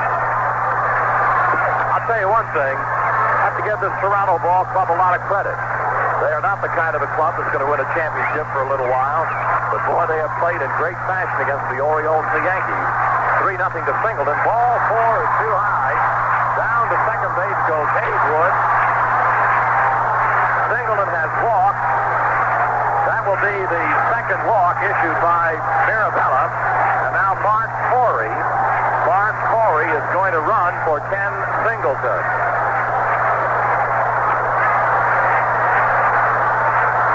Singleton is out of the ball game. Dennis Menke has gone to the mound, and it looks as though he might. Yes, he is. He's going to take the ball from Mirabella, who has given the Toronto Blue Jays a pretty darn good relief stint tonight in Baltimore. And while the new pitcher makes his way to the mound, let us pause for this message. In case you missed it, here's what happened in the National League on Thursday. Just 3 games. Houston over Cincinnati 10-2. Atlanta beat San Francisco 2-1. And it was Los Angeles over San Diego 7-3. So after those Thursday games, Montreal leading Philadelphia by a game and a half. Pittsburgh 5 back. In the West, the Dodgers leading Houston by 1, and Cincinnati 5.5 back. However, earlier on Friday, Chicago over Philadelphia 4-3. Smith, the winning pitcher in relief. Brewster, the loser. 4 runs, 9 hits, 2 errors for the Cubs. 3-8-0 for Philadelphia. The Cubs winning it in the bottom of the 9th inning. So at the moment, Philadelphia trails by 2 games, and that'll fluctuate a half a game either way. Thursday in the American League, Boston 8, Cleveland 3, Baltimore 7, Detroit 3, New York 8-7 in 13 in the completion of a suspended game over Toronto. And Toronto won the second game 2-1. Milwaukee took 2 from Minnesota. Kansas City over California. Texas beat Oakland 10-6. And Chicago dropped Seattle by the score of 5-4. So in the East, New York leading Baltimore by 5 games. Kansas City has already clinched in the West. Kansas City at the moment leading Oakland by some 17.5 games. He goes 4 innings plus 2 batters. They're both his responsibility at first and second. He did not give up a run. He did give up 3 hits. He struck out 3 and he walked 2. Willis is now into the game, and we'll take a look at Mike's record so far. It's 1-0 in 14 games. His ERA .93. He's worked a total of 19 in the 3rd inning. He's given up 14 hits, only 2 runs. He's only given up the home run pitch 1 time. He has walked 8 while striking out 11. So Willis is in to pitch for the Toronto Blue Jays. There are runners at first and second, pitch runners. Hayeswood is at second base, and Corey is at first. Dower led off the inning with a single. Hayeswood went in to run for him. Single and then went in and walked. Corey went in to run for him. Willis indicates that he's had enough as far as warm-up activity is concerned. And here comes Eddie. Eddie Murray, the batter, with Oriole runners Hayeswood, the lead runner at second base. Mark Corey running for single in that first base. And Toronto defensively figures that maybe Eddie Murray and the Orioles will go to the bunt against the left-handed screwball of Mike Willis, the pitch. He takes low, ball one. No indication of a bunt from Eddie Murray.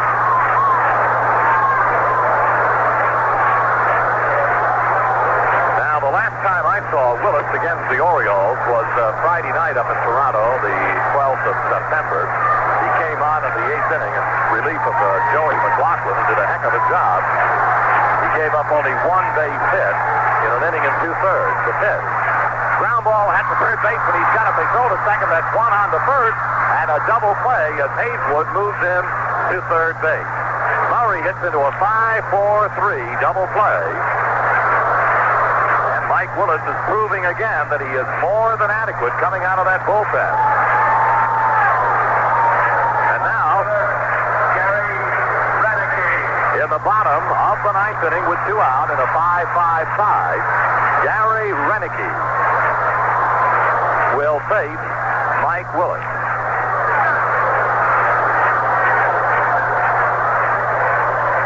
Now, Renicky entered the ball game as a pinch batter in the 5th inning and was hit by a pitch. Then in the 7th inning, he stroked a pitch by Mirabella very well, hit it deep in center, and Baylor ran it down. 2 out now. Runner at third is Hayeswood. The pitch to Renicky. Fly ball, center field. Baylor is waiting for it. And the Toronto center fielder wraps it up for the final out. And Willis has throttled the Orioles again at the end of 9. Baltimore 5, Toronto 5. They're back home, but plenty scared. I'm Keith Berman. The 1,000 residents evacuated from their homes at Damascus, Arkansas, are home again. They're still talking about that overnight fire and explosion that rocked the Titan II missile silo, injuring 22 Air Force personnel. No radiation escape, we're told. The Strategic Air Command will neither confirm nor deny an ABC News report that Titan's nuclear warhead was catapulted out of the silo when the explosion occurred. The Pentagon says not to worry, the fail-safe technology worked. In day 321 of the crisis, Muslim militants and members of Iran's parliament will visit the occupied U.S. Embassy Monday to view what they call the evidence of crimes and spying equipment. Effective Monday, an FHA or VA-insured home mortgage loan can cost you 13%. Speaking of homes, Pixar, the legendary Beverly Hills home of silent screen stars Mary Pickford and Douglas Fairbanks, was sold today, $5.3 million.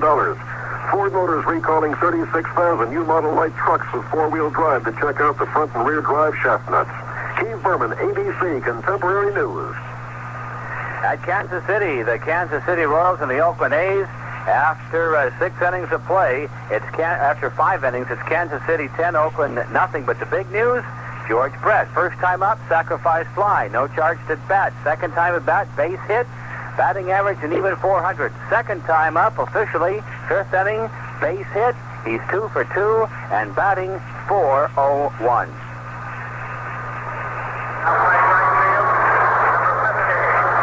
Well, in extra inning ball games this year, the Orioles have had it a little bit tough. They've won 4 and they have lost 6. The Blue Jays have done a whole lot better in extra inning ball games and played quite a few more. They have won 9 and lost 6. Kiko Garcia, now the Orioles' second baseman. The new right fielder is Mark Corey. And it'll be Roy Howell against Dennis Martinez in the top of the 10th, and we turn you back to Tom Marr. Thank you, Chuck. Here's the first pitch from Dennis Martinez. Swing and a miss at a breaking pitch from Dennis. Dennis has gone 5 2/3 tonight, giving up a run on 2 hits, striking out 2 and walking 1. He came in this game in relief of Jim Palmer. Howell is the leadoff batter for Toronto. The next pitch from Martinez is high, 1 ball and 1 strike. Roy tonight is 1 for 4. He singled in the 5th inning. He'll be followed by Mayberry and Steve Braun. Here's the 1-1 pitch to Dennis, and he fouls it back. 1 ball and 2 strikes to count. Toronto took the early lead 3-1. The Orioles got 1 back in the first, and they tied it in the Toronto went up in front. Well, we'll get to that in just a moment. Now we have a fan running onto the field towards Doug DeCense. And now this entire crowd is going to be inconvenienced. I was starting to tell you about the scoring. Now the entire crowd is going to be inconvenienced by some dingbat who has just run onto the field, and now he's headed for center field. And I'll tell you what, Baltimore's finest will get the cuffs on him in a few minutes. The Orioles tied the game in the third inning, and Toronto went up in front 4-3 in the fourth inning, and the Birds came back to take the lead 5-4. Toronto tied it in the sixth inning. Well, we now see that they have that man in custody, and we're ready to get back to the game of baseball. 1 ball, 2 strikes to count the Howell. Dennis down the hill with his next pitch. Swing, and he got a piece of it. 1 ball and 2 strikes. A breaking pitch from Dennis Martinez. When Dennis pitched against the Blue Jays at Exhibition Stadium in Toronto last Sunday, he was the loser, and he just was not very effective in that game. Tonight he's been very sharp. Knock on wood.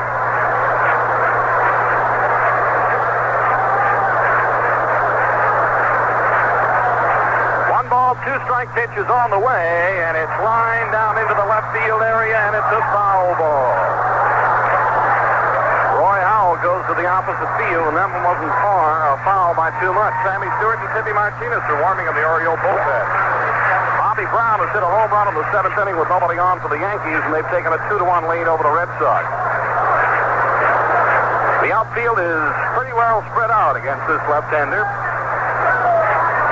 Again, Dennis will come home with a 1-2 pitch. It's on the way, and there's a looper hit out into center field. Pumphrey charges in, and he'll make the catch. And Howell is the first out in the 10th inning. That'll bring up Mayberry. And Mayberry has a 10-game hitting streak on the line tonight. He has not yet extended it to 11. He walked in the first inning and scored a run, popped up in the third, went down on strikes in the 5th, and popped up again in the 7th. Big left-handed batter against the right-handed pitching of Dennis Martinez with 1 out and nobody on. It's all tied up at 5-5. First pitch is a ball. 1 ball and no strikes to count. Steve Braun, the designated hitter, is on deck. They play Mayberry to go to right field. 1 ball pitch, and it's a called strike. 1 ball and 1 strike to count. Good hard-breaking stuff from Dennis Martinez. So the Bobby Brown home run in the 7th puts the Yankees up 2-1 against the Red Sox. Here in Baltimore, 5 runs on 11 hits for the Orioles, 5 runs on 8 hits for the Toronto Blue Jays, and now it looks as if, well, it looks like he might have given him the sun. What do you think, Chuck? It looks to me as though by Palermo's gesture, he's invited Mayberry to take his act to the dugout. Now, you could misinterpret that gesture, but it looked to me like Palermo was just saying, hey, that's enough. I'm not going to listen anymore. You're gone. Well, the count is 1 ball and 1 strike, and by the reaction to the manager, Chuck, Bobby Maddox, you know, if he was going to stay in the game, he wouldn't be coming out and put up the beef. But Palermo, you know, usually they'll give the thumb or the direct sign to the dugout. Steve Palermo, just in an underhanded manner, pointed over towards the Toronto dugout, and that looks like it did for Mayberry. With the count of 1 ball and 1 strike, I'll say one thing. John didn't put up much of a fuss. He went over and got his say, and now he's slowly walking off the field. Bobby Maddox is now still going at it with Palermo. He's pointing out, I guess, to the scoreboard. And, you know, the Toronto Blue Jays, they're not laying down for anybody. They played the Yankees stuff in Yankee Stadium. They played the Orioles stuff last weekend. Here we are in the 10th inning tonight of a 5-5 game. And their man with a big bat, John Mayberry, 26 home runs, gets what I think is a mighty quick thumb in this situation. I don't know about you, from Palermo, and it seemed to happen to Weaver in Detroit last week, but here's a player who's very important. He must have said something pretty bad. Well, apparently Mayberry had to say something that would be, you know, really, really uncalled for, or Palermo would not have reacted the way he did. But that's a very difficult, blow for the Blue Jays. Mayberry just had to say something that was very, very out of line, and Palermo just told him to leave. And it'll be Willie Upshaw. Upshaw will now take over for John Mayberry. Mayberry now is in there with 26 home runs and 77 runs batted in. And now Upshaw will move in. He has yet to hit a home run. He has 3 runs batted in. He's only been up here for 25 ball games and is hitting 163. Kansas City's George Brett singled again in the 5th inning. He's now 2 for 2 tonight, Tom. And the Brett batting average is .401. Boy, that Fry advice is really paying off, isn't it? Apparently they're listening a little bit, yeah. Bergmeyer is now pitching for Boston in the 7th inning. Bobby Brown homered for the Yankees up there to make it now New York 2, Boston 1, and they're still at it in the bottom of the 7th. 1 ball, 1 strike, and here is Upshaw against Dennis Martinez. All right, Tom. Dennis will look in to get the sign from Dempsey. Here's the 1-1 pitch to Willie Upshaw, and a tie, 2 balls and 1 strike. Dempsey at third for the Orioles, Belanger at short, Kiko Garcia now the second baseman, Eddie Murray at first. Dempsey behind the plate. Graham started the game. Corey's in right field, Mumbury in center field, and Renicky in left. 2-1 pitch is on the way to Upshaw, and he fouls one off on the left side. Gary Renicky straight away in left field. Al Mumbury against this left-hander is cut to the left field side, and Corey is playing straight away against Willie Upshaw in right field. John Mayberry has been thrown out of the game. With a long look to Martinez, and here's the pitch, and they pop him up to the left side. Belanger is moving over under it, as is DeCinces, and Mark will give way to Doug, and he'll make the catch. So Upshaw pops up to DeCinces, and you better believe that Bobby Maddock is really doing the slow burn now. Here's a guy with a 10-game hitting streak on the line, 5 home runs in 10 games. Hasn't had a hit tonight. Maybe you say he's due. Now, Mayberry must have said something to Steve Palermo. I imagine he had to use some kind of profanity to get the thumb that quick. Here's Braun with 2 outs and nobody on. And Martinez pitches in there for a called strike. Braun is 1 for 4 tonight, 1 for 3 with a walk. Dennis is 1 strike pitch, called strike 2. Martinez changes up and brings one in at the letters. 2 strikes to count with 2 outs.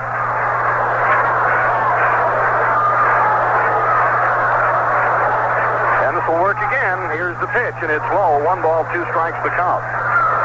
The Orioles and the Toronto Blue Jays all knotted up at 5-5. We're in the top of the 10th inning. The pitch, a ground ball foul on the right side. Someone's up in the Oriole bullpen, but I'll tell you what, they're not warming up. They're just standing and looking at what's going on here. Sammy Stewart and Tippy are up. Just keeping an eye. Martinez has sparkled in relief tonight. 2 outs for the Blue Jays. Braun trying to keep them going here in the 10th inning. The on-deck batter is Mosby. 1-2 pitch. It's low ball 2. 2 balls and 2 strikes to count.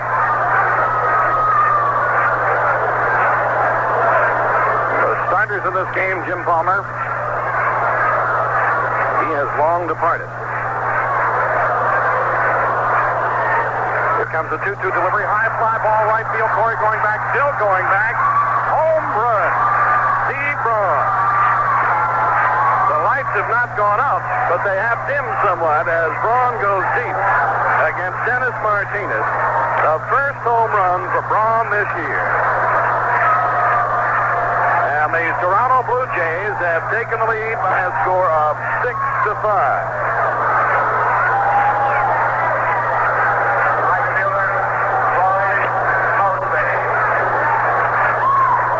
Mosby is now the batter.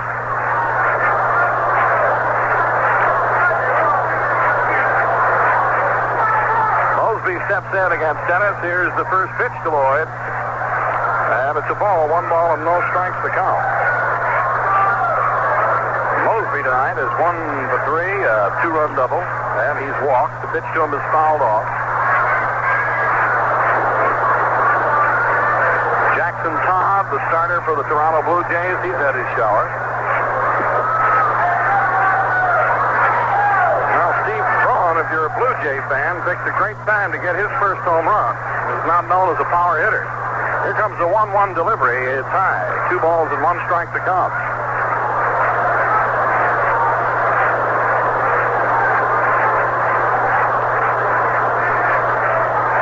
Dempsey sets the target again for Dennis.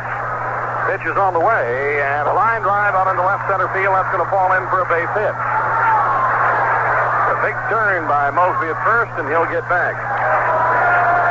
So Dennis started the inning, getting Howell on a fly ball to center field. Then Upshaw popped up. Upshaw came in to take the place of John Mayberry, who was thrown out. Braun goes deep to right field. Mosby singles to left center, and now here's pitching coach Ray Miller. And there is activity underway in the Oriole bullpen. Toronto has taken the lead 6-5. 6 runs on 10 hits for the Blue Jays, and 5 runs, 11 hits for the Orioles. Well, the Birds have come back more than once tonight. They'll have to do it again now. Bob Baylor is up. Baylor grounded out his first time up in the first inning. Then he singled in the fourth, popped up in the sixth, and lined up in the eighth inning. Gossage is now pitching for New York in the eighth inning.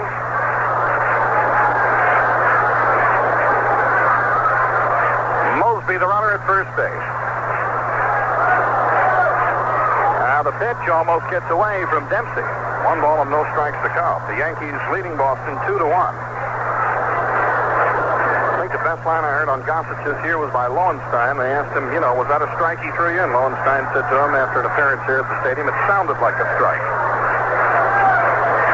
The runner goes. Here's the pitch. It's high. Dempsey fires one out to second base. Garcia, and Kiko drops the ball.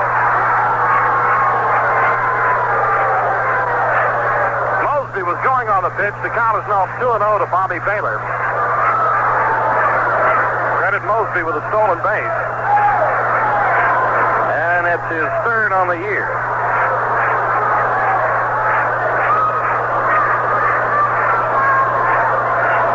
Mosby now in scoring position. 2-0 to count to Baylor. Dennis looks to second. Here's the pitch to Bob Baylor. There's a high fly ball out to left field. Shallow left field. Renicky moves under it. Makes the catch. And that's all for the Toronto Blue Jays. But not before they picked up a run on the Braun home run. The end of 9.5. The score is Toronto 6, Baltimore 5.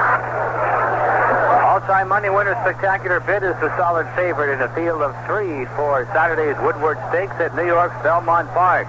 The first leg of the championship series, the Marlboro Cup, belongs to Winter's Tale, a speedy gelding who captured the event by 4.5 lengths 2 weeks ago.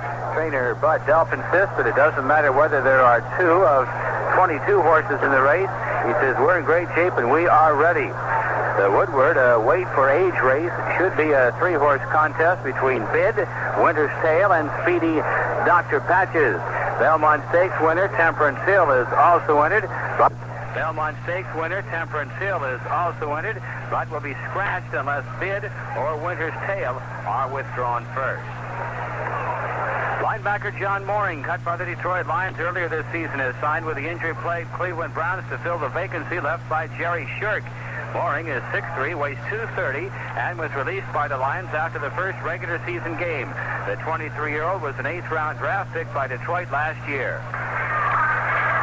Well, we're going to the bottom of the 10th inning. Before we get there, Maddox, Bobby is out talking to Palermo again, and I would think this gentleman of many years standing in baseball is letting Palermo get a little bit of a blast, and Palermo, of course, who is the umpire with the ability to dispatch players from the game if he thinks that their conduct is, contrary to what it should be. I'm not sure whether Maddox is out of the ball game or not. He might have been thrown out.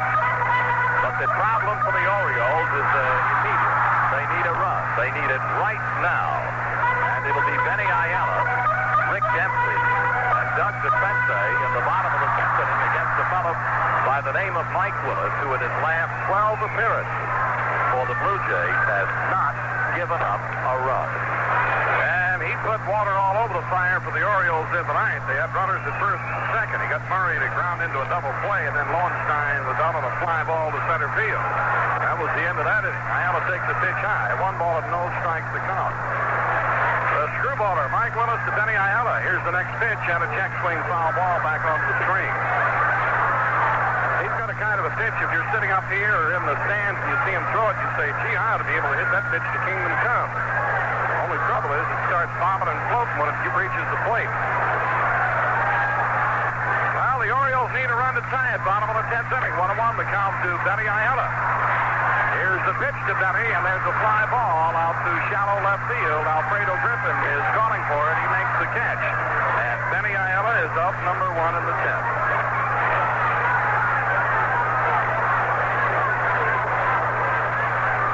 Batter is Rick Dempsey.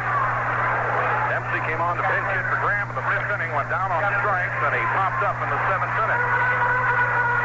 So Dempsey's looking for a hit tonight. This could be a very demoralizing loss for the Orioles. The pitch to Dempsey is high for a ball, high and outside, 1 ball and no strikes to come.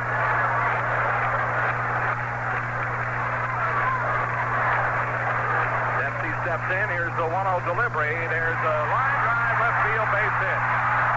So Dempsey singles to left.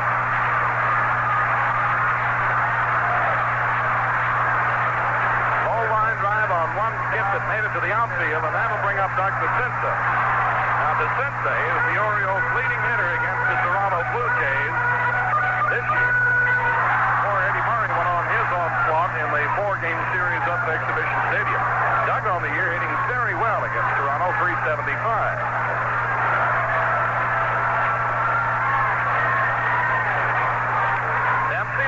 First. DeCinces is up. Here's the pitch to Doug, and it's a ball. 1 ball and no strikes to come.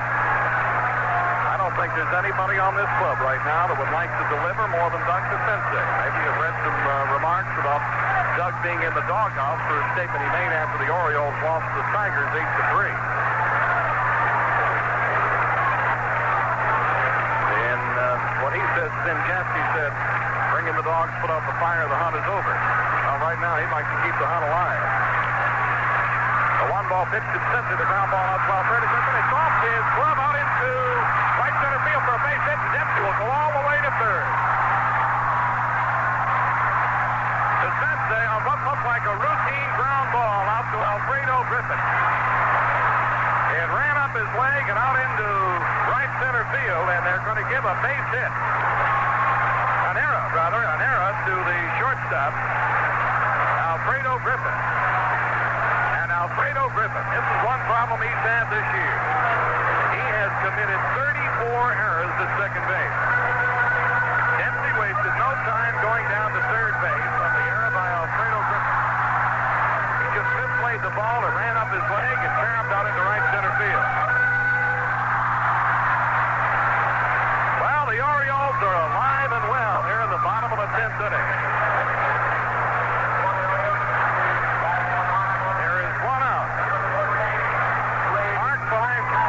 The schedule matter, and now Earl Weaver is calling on Lee May. You talk to Lee about the 1980 season, the one thing he'll tell you is that, I think he'll tell you, I'm disappointed that I haven't made more of a contribution. Well, he's got a chance right now.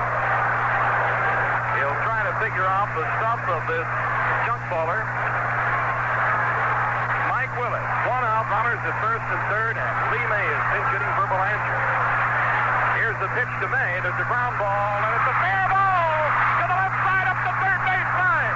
Dempsey comes home to tie the game, and DeCinces will hold up at third base as Lee May goes into second base. The big stopper from Birmingham does it. A ground ball right up the line at third. Howell went over, tried to make the play on it. He couldn't. Lee May delivers, and we're all tied up at 6-6, and they're off their feet at 33rd Street.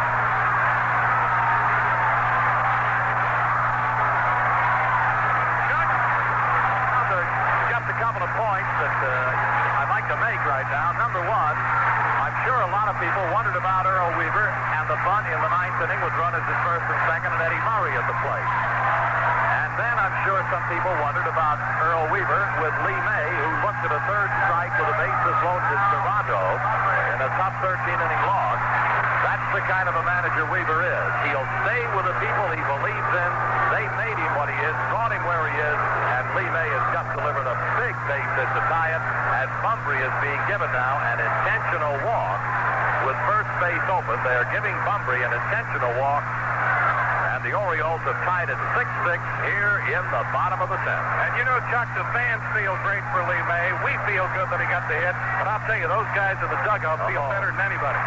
How true. Lee May has just been so much to the Oriole club for so many years, and he has just got the ground ball between the diving Howell at third and the line, rolled out in left field, caromed off the box seat railing, May doubles. They had to stop the Sensei at third base, and Lee May went charging into second, and now Bobby Maddox is out there, and he wants to talk to his third baseman Howell and his pitcher Mike Willis and the catcher tonight, Ernie Witt.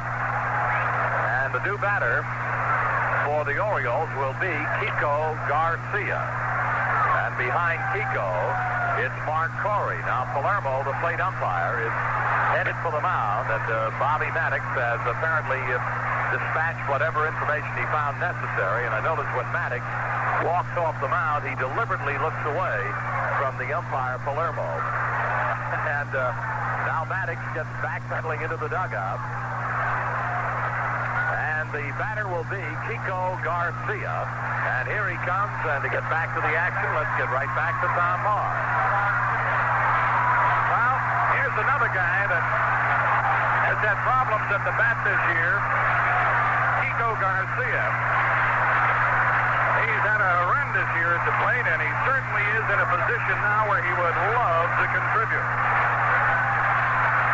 A 199 hitter with the bases loaded, one out. Here's the pitch to Kiko, and he fouls one back over three. Against Toronto, Kiko is a 381 hitter. Now Sensei is at third base, Lee May is at second, and Bumbry is at first. Wouldn't like Mike Willis likes to come up with the pitcher's best friend right now, the double play. The Orioles have tied it up. One strike, the count to Kiko. There's no room for Garcia. Fly ball would tie it. Here's the pitch to Kiko, and he fouls one off to the right. So the count to Garcia, two strikes. You would say the advantage usually in this situation goes to Mike Willis. Now the Toronto outfield is playing very shallow against Kiko Garcia. They know the fly ball is going to win the game. They're playing shallow and just about straight away against Garcia. They want to try to cut off that run coming home. Two strikes to count to Kiko. Willis is in one way out of the jam. Here's the pitch to Garcia, and he butts down against DeSensei, caught up coming home, and DeSensei is tagged out. For the second out, Garcia is out on a strikeout. And the squeeze play was on, and DeSensei was caught up for the second out. So the lights go out for the Orioles in the 10th inning. At the end of 10, it's Toronto 6 and Baltimore 6. At Kansas City, the Royals pretty much putting it to Oakland after 6. It's Kansas City 13, Oakland nothing. So the attention, as has been the case for the past several weeks, is focused on George Brett. The first time up, he hit a sacrifice fly, so he was not charged for the time at bat. Second time up, base hit, raised his average to 400. Next time up, base hit, raised his average to 401. Next time up, whoops, flied out to center field. So now he's 2 for 3. And his average is right at 400. George Brett hitting at 400, 2 for 3. Earlier in that game, Willie Wilson stole his 29th consecutive base for Kansas City, and that establishes a new American League stolen base record for consecutive steals. He established the record of 28 on Thursday, so now he's just surpassed his own record.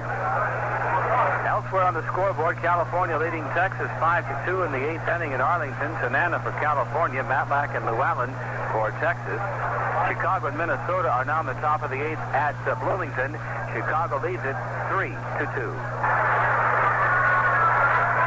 Well, we're ready to go to the 11th inning. 6-6 now. The Orioles got the tie run in, and they tried desperately to squeeze the winning run home, and Garcia just couldn't get the bat on the ball and struck out trying to drop the squeeze bunt, and they had DeSensei hung out to dry between the plate and third base. Now we have some changes in the infield. It'll be Kiko Garcia moving over to shortstop, and at second base it'll be Len Sakata. Sakata is now at second base. Garcia is now the shortstop. And for the Toronto Blue Jays, one of the reasons that we're still battling in overtime tonight in Baltimore is the young man who's going to lead off at the top of the 11th, Paul Hodgson, who hit his first Major League home run back in the 6th inning to tie the game. All right.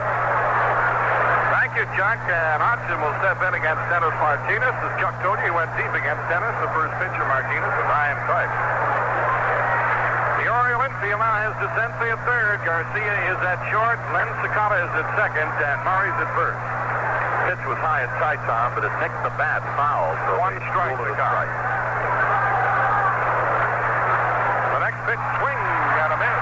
Dennis took something off that one. 2 strikes to count. Renicke's in left, Bumbry in center, and Corey's in right.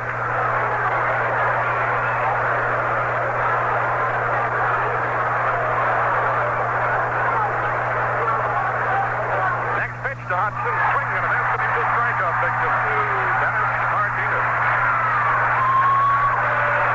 Only players who started this game for the Orioles who are still in it. Eddie Murray at first. DeCense at third, and now Bumbry in center field. Ernie Witt steps up. He is 1 for 3 with a walk tonight.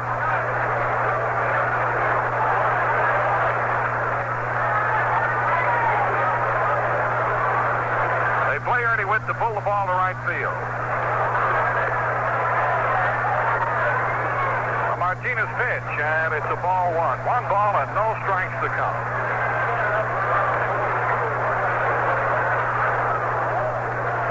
6-6. Next delivery to Witt. High fly ball foul over into the seats as DeCense gets chased. 6 runs off 10 hits for the Toronto Blue Jays. 6 off 13 for the Orioles. Each team has an error. For sure, like the Orioles might put this game to bed with a victory in the last inning. I'll tell you, Mr. Willis has come out of some jams. Was put on and it didn't work. 1-1 pitch and it's fouled into the box. 1 ball and 2 strikes to count. Alfredo Griffin is on deck. You know, he has to feel a little better right now because it was an error by Alfredo, his 34th on the year, that led to the Orioles tying it up in the 10th.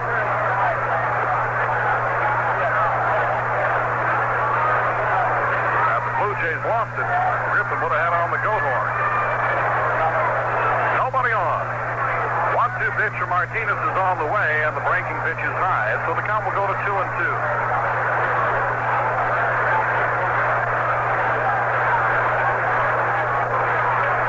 Sammy Stewart and Tippy up in the bullpen, but not warming. Fastball on the ground, out to Garcia at short, takes it on the high hop to throw to first in time. And Witt is out, 6-3. So there are 2 outs with nobody on. And here comes Alfredo.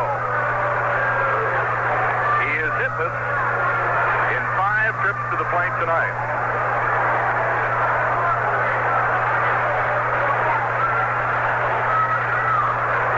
Against Martinez, he's gone down on strikes, out on a fly ball to left, and he's popped up. Pitch to the switch hitter, batting left-handed, is a called strike for Dennis. These 2 teams will be here again tomorrow night. 1 strike pitch is fouled back, so the count is 2 strikes.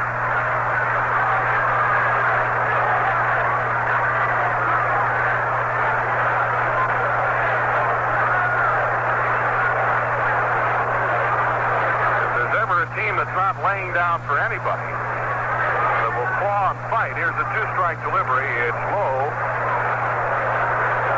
Griffin had a notion to go for it, but didn't. It's the Toronto Blue Jay club. Well, George Brett struck out. I don't believe that. He's now only batting .399. 1-2 pitch, a ground ball foul. Sometimes you can look at a team like the California Angels when the Orioles faced them. They just look like a listless team. They got up for 1 game here against the Orioles. They played well against them, but when you look at the Blue Jays, it's not a team loaded with superstars and high salaries. A lot of guys trying to survive in the bigs. 1-2 delivery to Alfredo Griffin, and it's high. 2 balls and 2 strikes to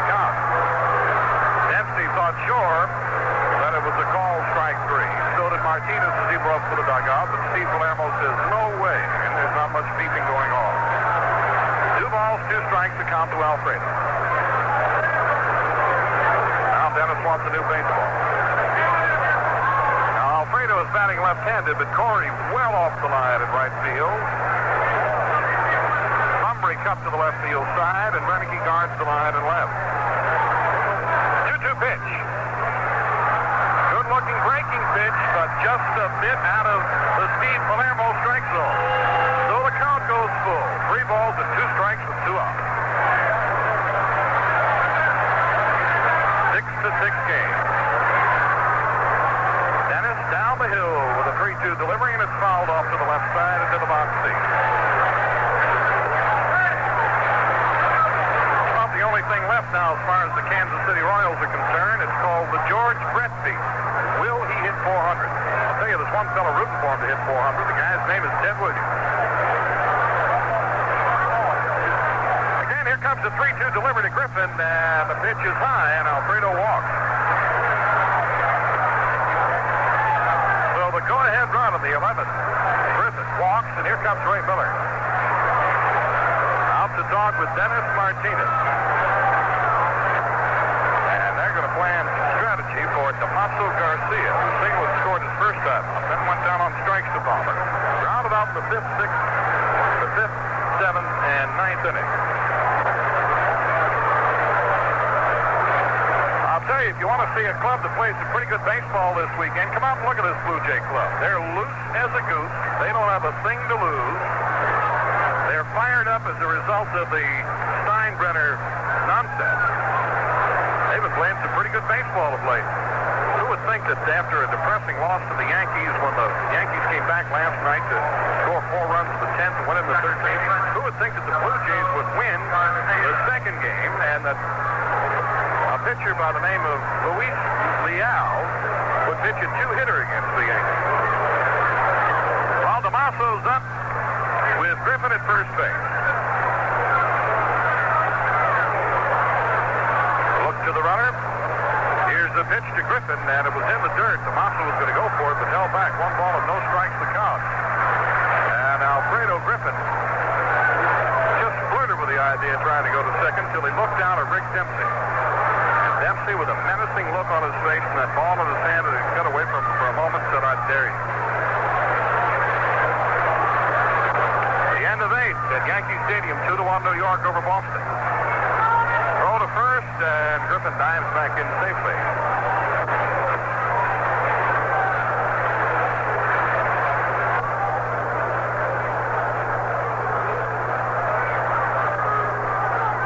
Again, the throw to first, and Alfredo is back.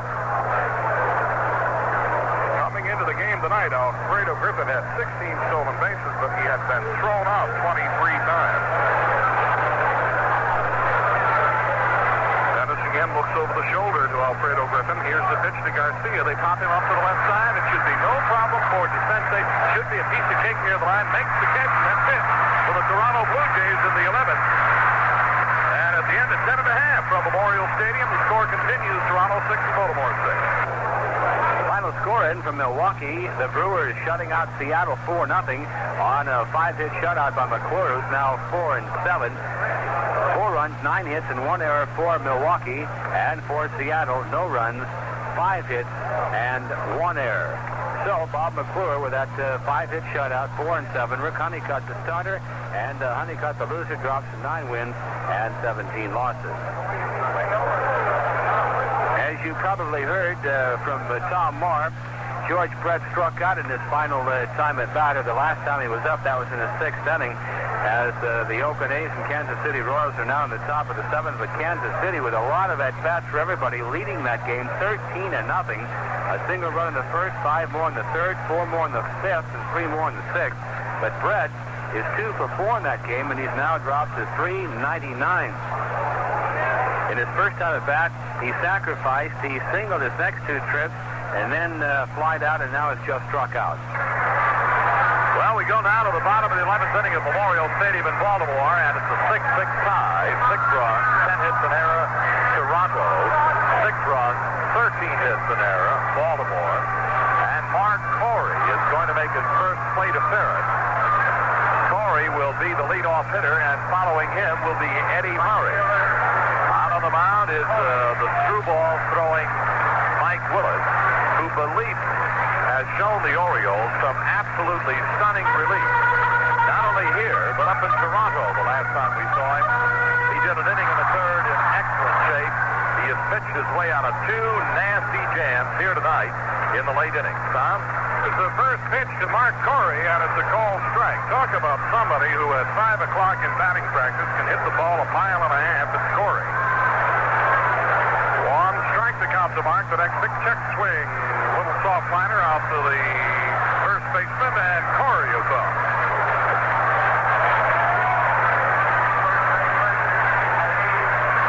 Eddie Murray now the batter. Corey lines out.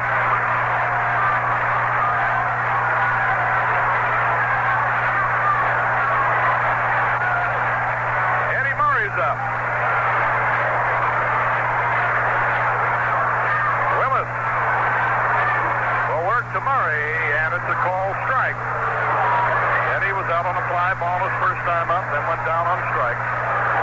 Singled in the fifth, walked in the seventh, and grounded into a double play in the ninth. I'll tell you, Willis has come out of a couple of jams. He's pulled the Houdini act on the Orioles tonight.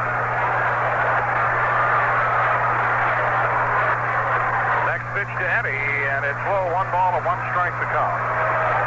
The on-deck batter is Gary Reneke. Tippy Martinez is throwing in the Oriole bullpen. And it looks like Philo is up in the Toronto pen.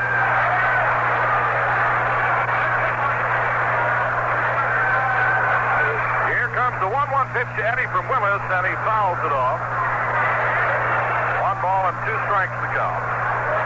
I'd like to know what Charlie Bree is registering this guy Willis on the radar gun down there. He does not have an overwhelming amount of velocity on his pitches.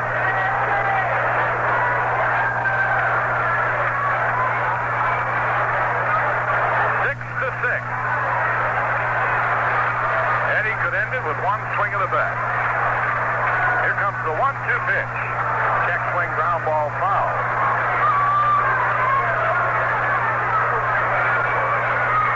Willis has the batters kind of lunging with that off-speed stuff that he brings up there. Quite a few check swings. Corey, the first batter. Check swing, soft liner out to the first baseman, Upshaw. John Mayberry was thrown out of this game after complaining to Palermo with a 1-1 count. Upshaw came in and popped up. And he's now the first baseman. Eddie now taking his time. 1 ball and 2 strikes to count with 1 out and nobody on. Willis is ready to work. Here comes the 1-2 delivery. Fastball on the ground. Through the middle into center field for an Eddie Murray base hit. Eddie Murray singled to center field. Eddie's second hit on the night. That'll bring up Gary Reneke. There's 1 out, and the Birds trying to put this game on ice.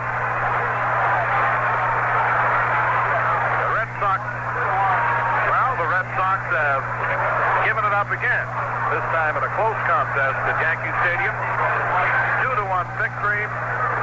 Renko, the loser, Tiant, the winner, and for the Goose Gossage, chalk up save number 29.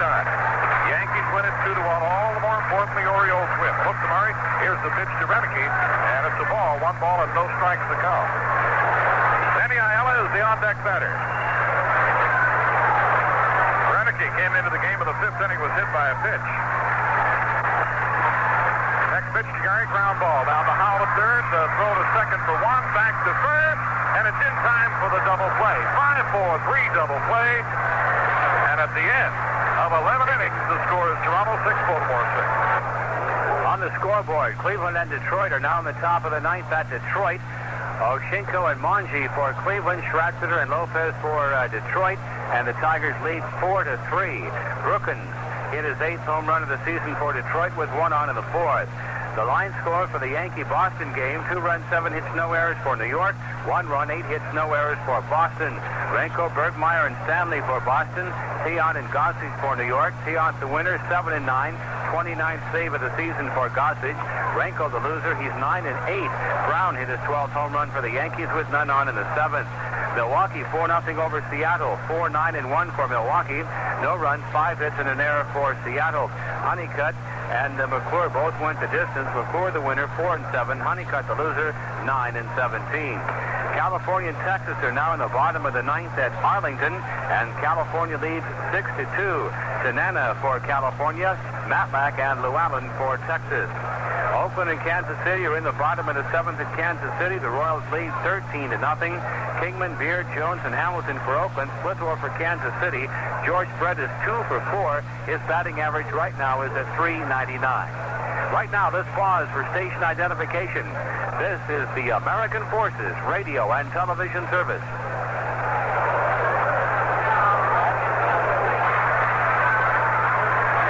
Well, Dennis Martinez is out of the game. He came in relief of Jim Palmer, goes 7 2/3 innings, giving up 2 runs, both on home runs to Braun and Hudson.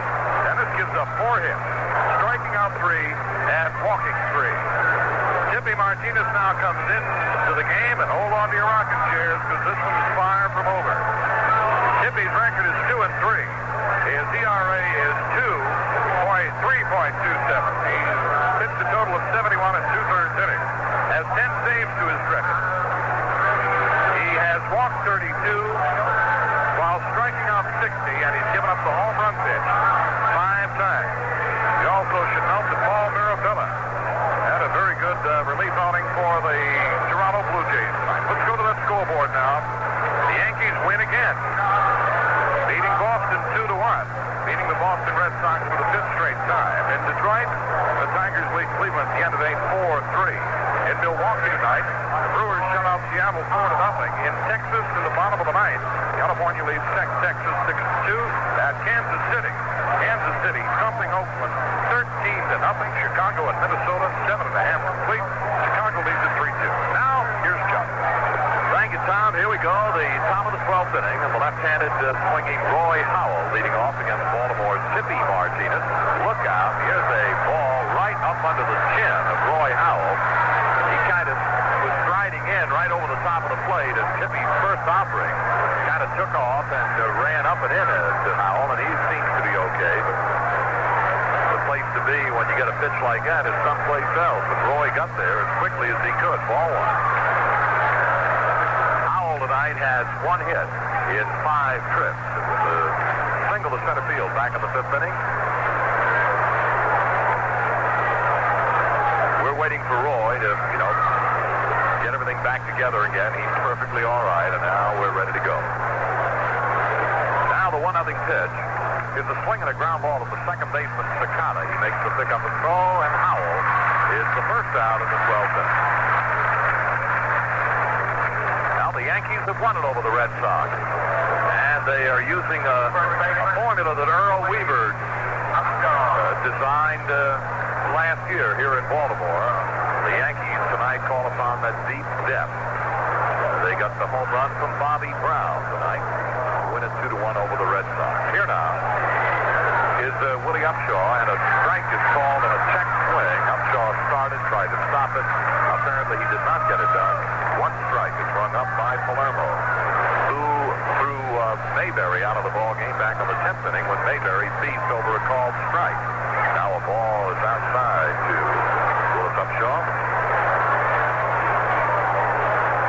1 ball, 1 strike now to Upshaw.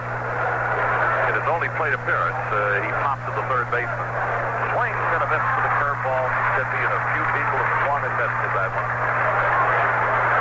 There are some nights when Chippy will bring one of the doggonest curveballs in the league to the mound with him. And he's kind of sneaky quick. Now the motion of the 1-2 offering. It's outside. 2 balls, 2 strikes.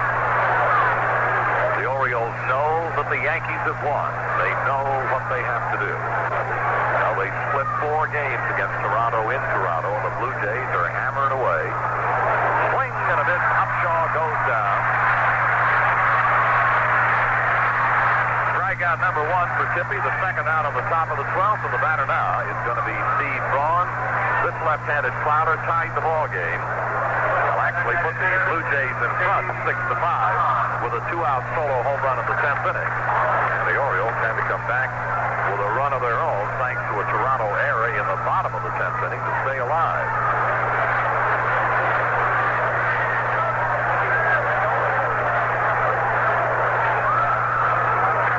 Martinez, and his first offering to Braun, it's outside low and a ball. 1 ball, no strike.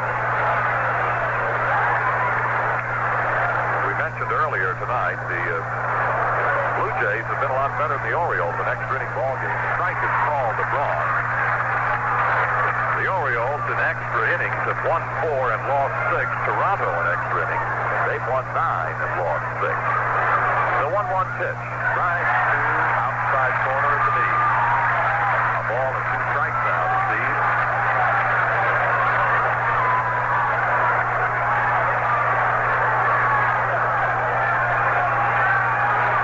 Now the 1-2 offering.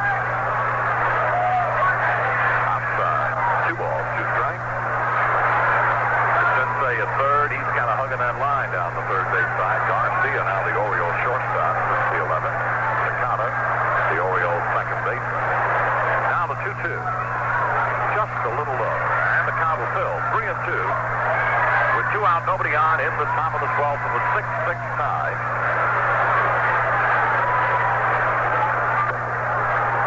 Renicky, the Oriole left fielder, a bit toward the gap in left center field is Bumpry against Steve Braun. Down comes the 3-2. Ground ball hit right at the second baseman, Takata. He has. Throw to first. The inning is over. 3 up, 3 down at the end of 11 and a half. Toronto 6, Baltimore 6. Bob McClure tossed the 5-hitter, and Ben Ogilvie drove in 2 runs with a double and a single to give the Milwaukee Brewers a 4-0 victory over Seattle. McClure, making his 4th start after 212 relief appearances, allowed just 4 singles and 1 walk to improve his record to 3-1 as a starter. He's 4-7 overall. Ogilvie doubled home Milwaukee's final run in the 3-run 3rd inning and singled in the Brewers' final run of the game in the 5th. The Brewers got their first 2 runs in the 3rd on run-scoring singles by Robin Yount and Gorman Thomas. Bobby Brown hit his 12th home run of the season to lead off the 7th inning, snapping a 1-1 tie and giving the New York Yankees a 2-1 victory over Boston.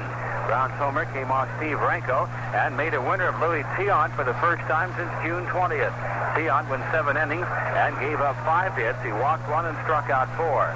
Rich Gossage pitched the last 2 innings to earn his 29th save and stretch his string of scoreless relief appearances to 17 games.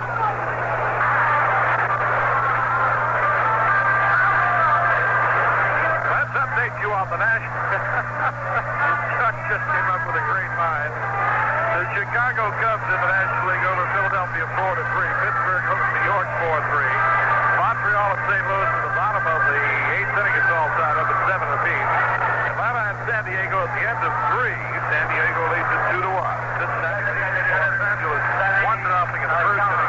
Houston has been able to score in their first inning against San Francisco. Benny will lead it off. We'll go back to Chuck. It'll be Benny Ayala here in this last half of the 12th inning.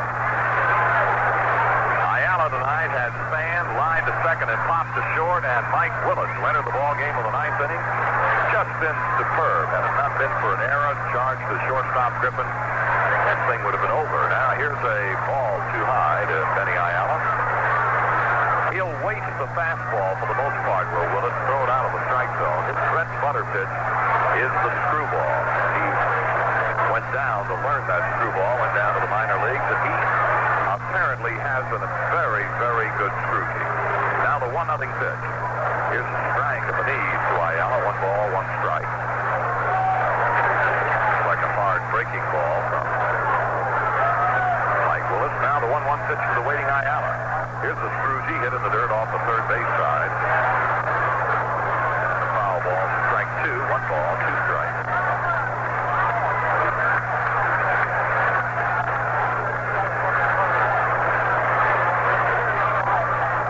Dempsey is due right behind Ayala, and then behind Dempsey is Sensei.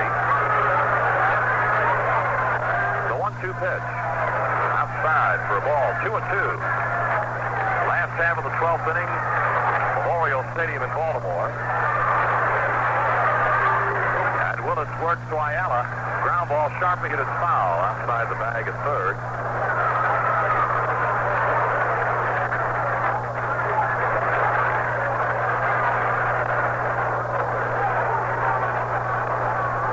Willis has allowed only three Oriole base hits. One by Dempsey, another by Lee May, and one by Eddie Murray. Came into the ball game with runners at first and second, nobody out in the ninth inning. They got Eddie Murray to hit into a double play, and Renicky in a fly ball to center. Here's the swing and a foul out of play behind the plate. With one out of the 10th inning, and Toronto leading 6-5. Dempsey singled to left field. DeCense hit what looked like it was going to be a double play ground ball to the glove side of the shortstop. Griffin got there.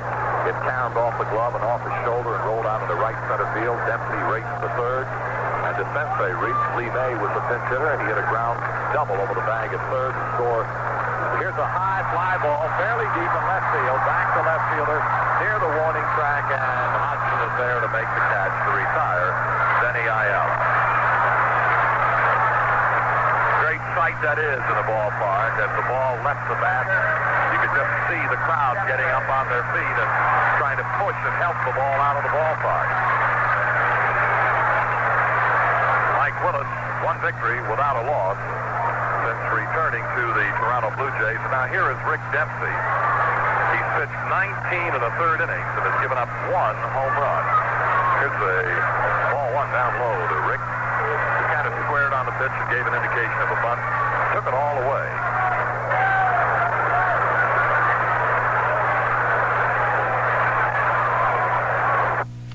And the 1-0 pitch. It's a strike over the outside corner of the letters. 1 ball, 1 strike to Dempsey. 1 out, nobody on. Bottom of the 12th, tied 6-6.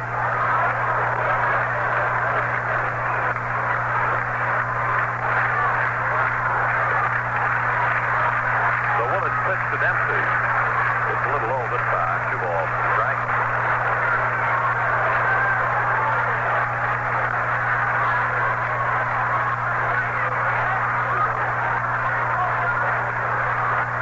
Pitch on the way to Dempsey. A line foul down the left field side is out of play. Steve Stone will be gunning for victory number 24 tomorrow night in this ball yard. 7:30 is game time. We hope a lot of you who were unable to be here tonight to see this one between the Orioles and the Blue Jays might be able to make it tomorrow night. If not, Mike Flanagan would love to see you here Sunday afternoon, which incidentally is going to be Fan Appreciation Day. There'll be a lot of really great gifts given away in a drawing right after the ball game on Sunday. Now the 2-2 pitch. Swing and a foul.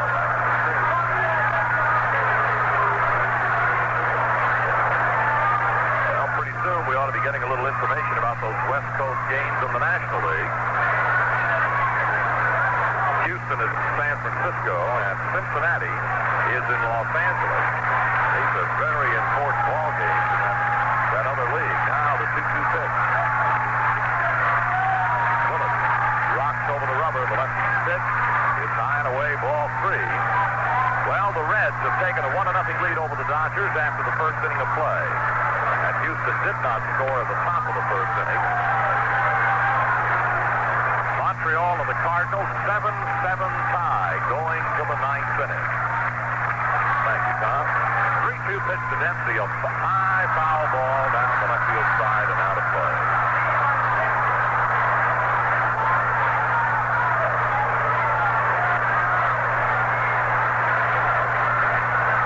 The Orioles have out-hit the Blue Jays tonight, 14-10, and a 6-6 tie on the scoreboard. There have been 3 home runs in the ball game, 2 solo home runs, one by Paul Hodgson of the Jays, another by Steve Braun. The 3-2 to Dempsey, a ground ball base hit in the hole and on through to left field. Well, Dempsey had a base hit to left field the last time he looked at lefty Mike Willis. Matter of fact, almost the very same spot. And now the batter will be Doug DeCince.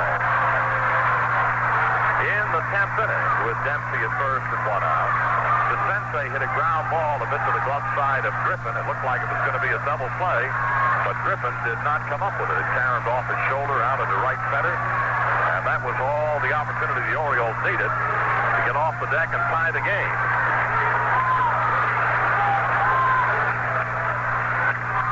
A crowd of 12,706 this evening in Baltimore, and most of them are still here. Here's a ball high and outside to Doug DeCinces. Doug has 1 hit tonight and 5 trips. Willis works again. Here's a long drive, but it's hooking. It may be a foul ball, and it is down on the upper deck of the left field corner. Boy, DeCinces really jumped on her. He got his pitch, and he just overpowered it.